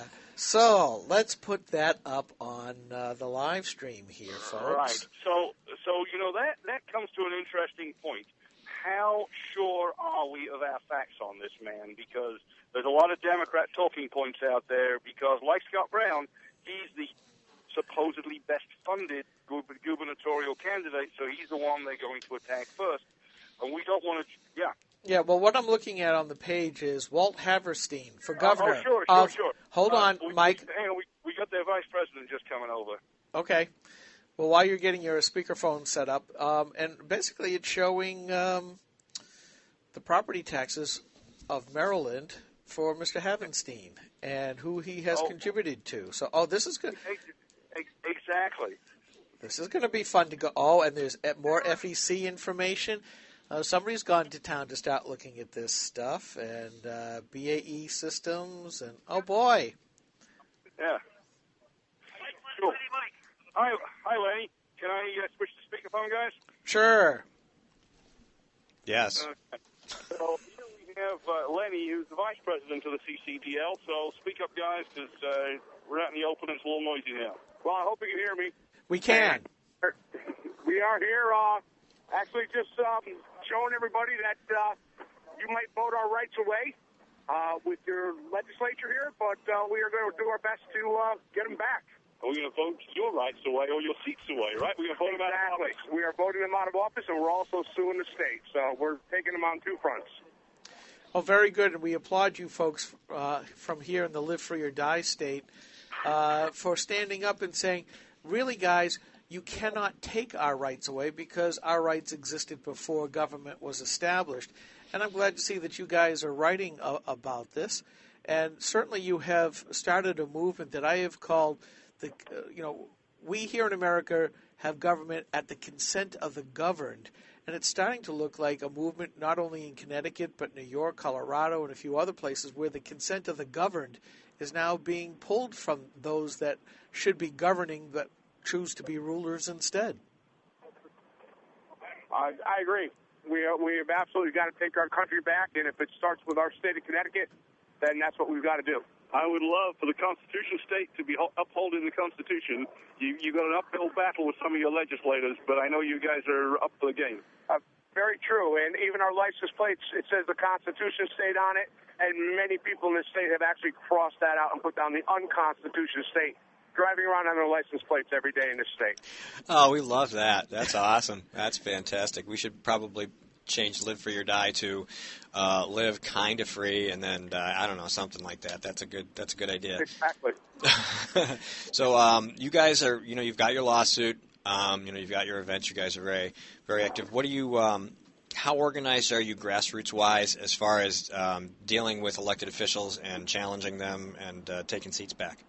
I feel we are extremely well organized. We have over 13,000 members in the group, and at our monthly meetings, we get 600 people or better who actually show up and want to be involved, and we preach to them and try to get them involved with being active and getting elected to their RTCs and getting elected to the convention from their RTCs.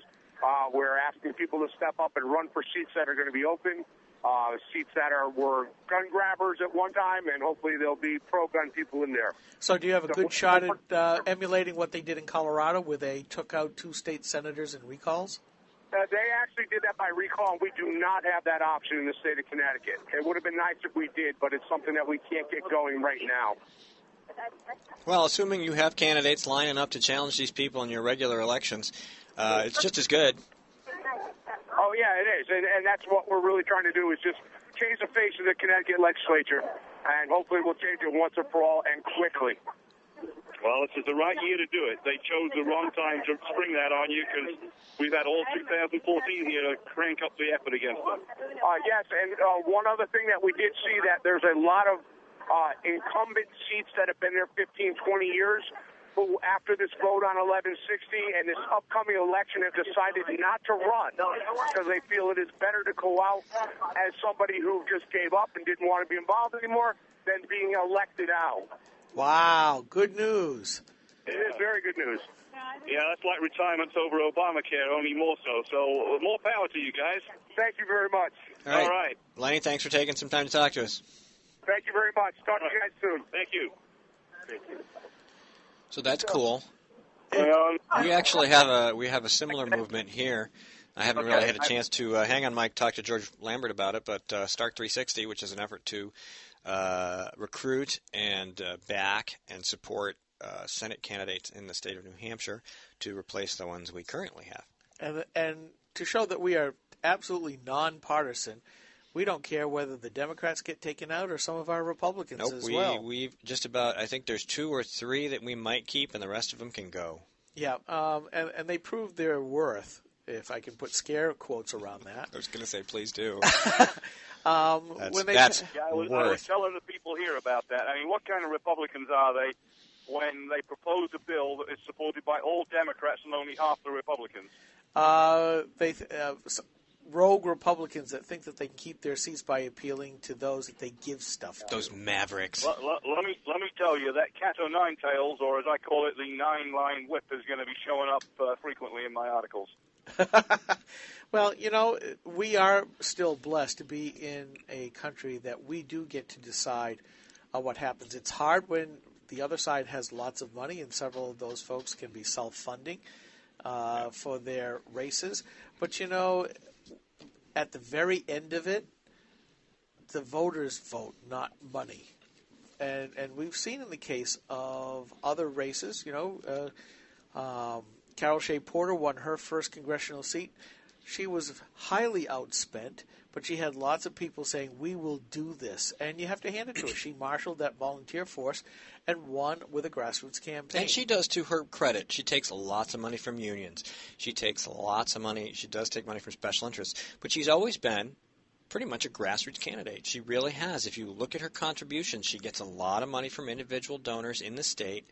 She still gets a lot of money from out of the state. She gets a lot of backing from out-of-state interests. Correct. Who support her candidacy, but just her campaign dollars alone, of all the candidates, she does a really decent job of getting local support. And you have to, you're not supposed to say nice things about Democrats. God knows you're not supposed to say nice things about politicians, because in the grand scheme of things, they have nothing good to do or say about us.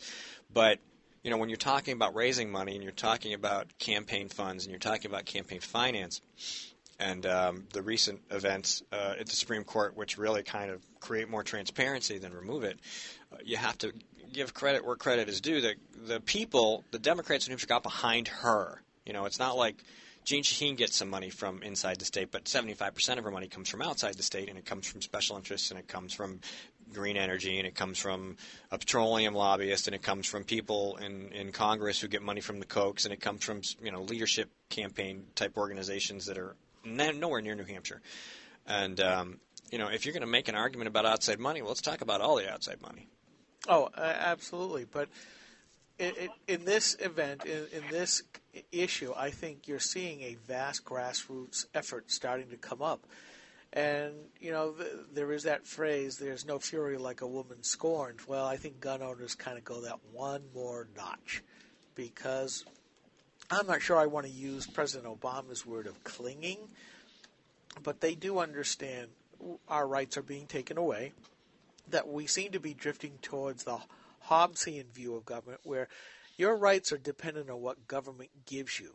And people are looking at the constitutions and the history and saying, no, that's not how it works. Government was instituted to protect our pre-existing rights. And we'll go from there. And on that note, we're going to take 60 seconds. We'll be right back. I got to press a couple buttons before we do that. Here we go. Senator Jean Shaheen said, if you like your current health plan, you can keep it. That's not true, Senator. 22,000 New Hampshire citizens have been kicked off their insurance plans. Hospitals in Rochester, Concord, and Portsmouth, they aren't allowed to provide care under the exchange. Senator, you were wrong in your comments. You should apologize for your misleading remarks. I'm calling Senator Shaheen at 750-3004 and telling her I want my doctor back. You should too. Paid for by saberpac.org, not authorized by any candidate or candidate committee. Hi, this is Rich Gerard, host of Gerard at Large in the Morning, the Manchester area's only locally owned, locally operated, focused, and interested, riveting radio show, heard live every Monday through Friday from 6 to 9 on 90.7 FM WLMW, New Hampshire Family Radio, and available 24/7 live or archived at GerardAtLarge.com. Be sure to tune in. Rock Talk. All right, we're back, and Mike's still down in Connecticut, where he's our man on the street down there for the CCDL gun rights event. Yeah, we're our stand is gaining some add-ons here. I got a We the People of Connecticut Constitution Lobby banner leaning against one side of the tent, and we get some a New Hampshire flag and a "Don't Tread on Me." It was creased a little. It's a Free State Project flag flying above the Grok banner now. That's good. We like those people. Yep, we fly all that stuff. Exactly, and we're waiting for the main. Sure, we'll take a sign. Thank you. CCDL, we vote 2A. Absolutely. Bring it all back with you. Let people take their stuff back, but anything you can bring back, we're happy to have. And the place is filling up. I need to probably do another picture or two and send to you in just a couple of minutes. Yeah, can you get up to this on top of the state capitol steps and take a shot of the audience? Yeah, I can do that. The audience is growing slowly at this point. There are already easily a couple of hundred people here, and it's growing fast. If the event doesn't start until noon, they still got well over an hour to get there. And the real crowds, when the original Tea Party situation evolved, and we had our first event in Manchester. I mean, we started the event with people, but it just kept growing and growing and growing as the event went on, and we had a huge number of people there. And people were still coming, even up to the end of the event. And I think you're going to have that same situation here. You're going to have a lot of people who just get there as they get there, and it just gets bigger and bigger and bigger. So if you can get a picture of the swell as it grows, that would be awesome. All right. Just a second, guys, while I quickly switch to speakerphone. And so we have Tom Plozesh with us, and he's the New Hampshire Liberty Alliance, and he's been providing us some of the additional flags, and we're waiting to welcome waiting to welcome the rest of the New Hampshire contingent, which is probably going to be just after the show closes, but I'll get some interviews. Okay. Hi, Tom. How are we doing? We're doing well. So the obvious question is, why did you decide to travel all that way down to Connecticut this morning? I'm an ex-Connecticut expat, moved up to New Hampshire, Grafton, New Hampshire in 2008 because of what was happening down here back then. So I'm here to support my fellow liberty activists down here. And Tom's a fan of our friend Mr. Condon, by the way, who's writing we still admire. Yes, we do. We do. How many people did you bring with you, Tom, or did you come down by yourself? I came down beforehand to help set up along with others. There's a Jack Kimball coming down. Alex is coming down with a bus. We have other New Hampshire people down here. We have an estimated about 100 people plan to be here, and that's where I was about to head to coordinate our entrance in formation. Yeah, Jack does love a parade coming in. By the way, let them know that there is a rally up here at the Concord Capitol building at noontime in solidarity with you folks down there. Yes, I'm one of the New Hampshire activists pushing for our constitutional roots. Oh, man, an antique rifle just going by with a 15-inch bayonet on it. That could make a point. Oh. The people in New Hampshire, I'm going to say hi to them since I'm talking to Republican. I'm a Democrat, and I'm still on the constitutional side. I'm right with you guys. We'll talk about the other 20% later. Oh, yeah. Rock talking. Come on, we'll have you. I'm here.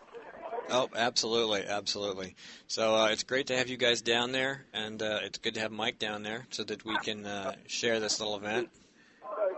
Okay, you're welcome. We're going back to work down here. All right, you thanks for what you do. And push back the headset here, guys. Man. There we go. It's getting noisy again, as you can tell. Oh, yeah. Yep, getting really loud. So sorry if I'm a bit disjoint, but people keep walking up to me, and that's only a good thing. We got NRA signs, we got CCDL signs, we got Gadsden flags, we got porcupine flags. We seem to be getting quite a few accessories here at the Grok tent. All right, well, we're going to cut you off and close the show down here in a couple minutes. Like you said, take pictures, get interviews, and bring all that good stuff back with you. Yep, I'm going to do that. My next move is going to be to go see the guy with the 15-inch bayonet and find out about his antique rifle. All right, well, you can go do that now. Mike, thanks for giving us some time down there and doing everything you're doing, and we look forward to your safe return. Yeah, no, it looks like it's going to be a good show.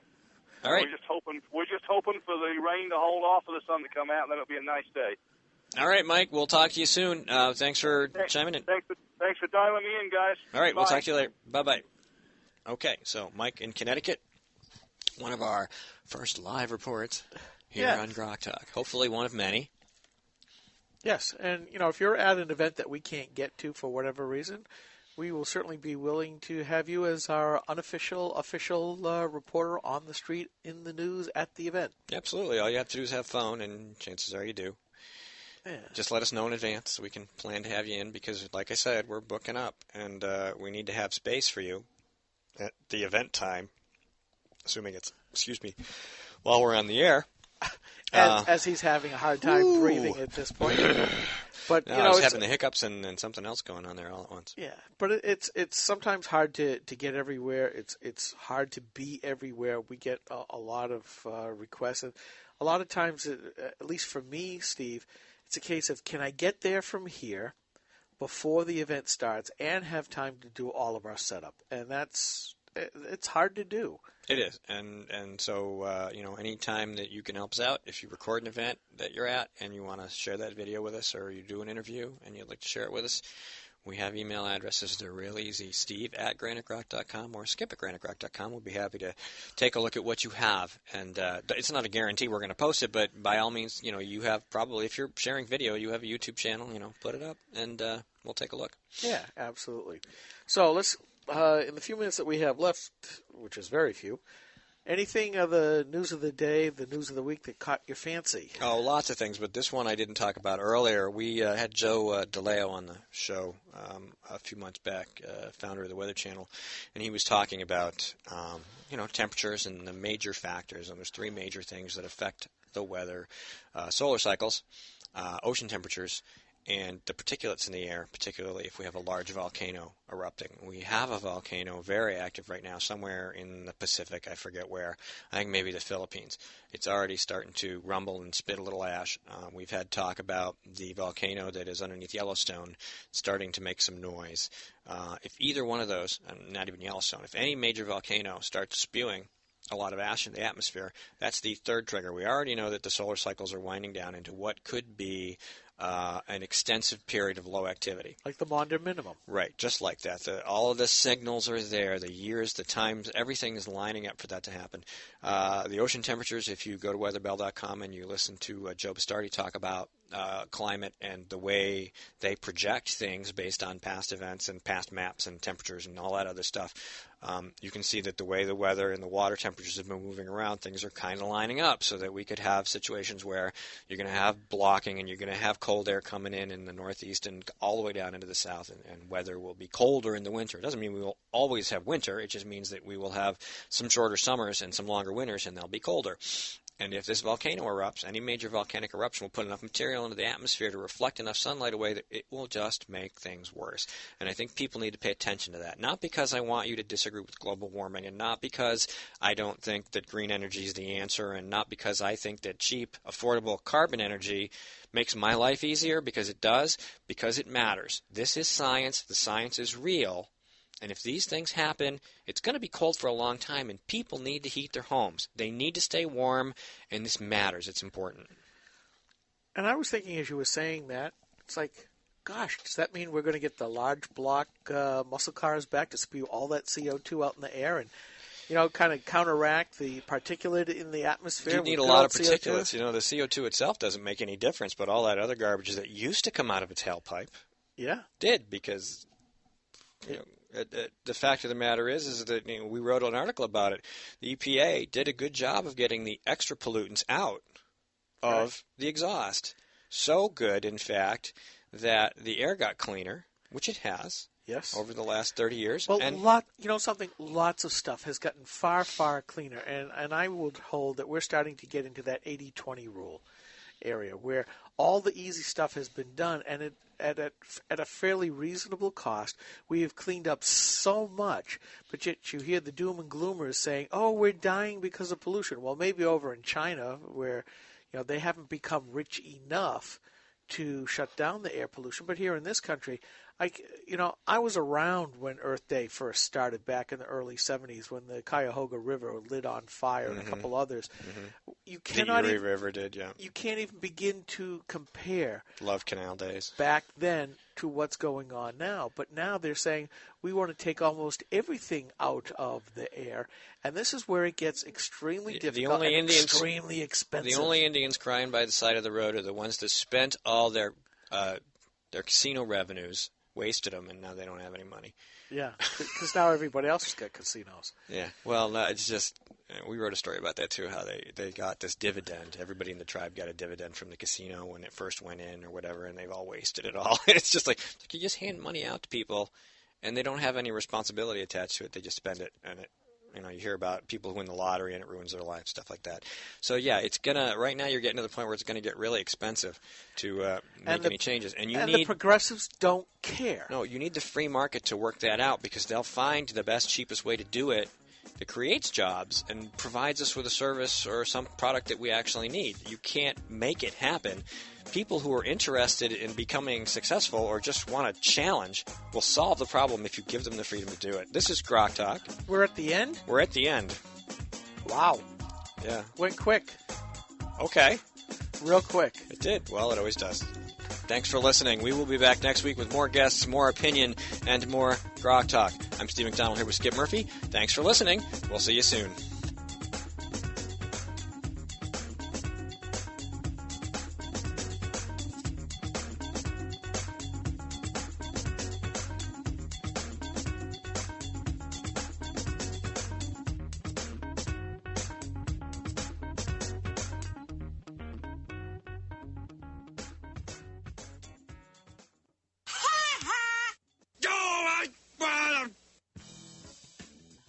Thanks for listening to Grok Talk, brought to you by GraniteGrok.com, New Hampshire's leading conservative website.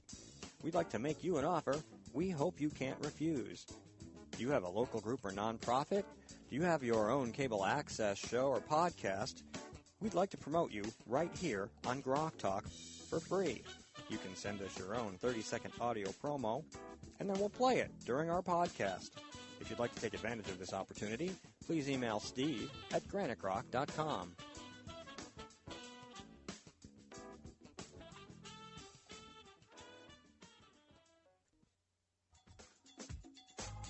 If you have comments or suggestions about this show or would like to recommend a guest, just email Steve at granicrock.com.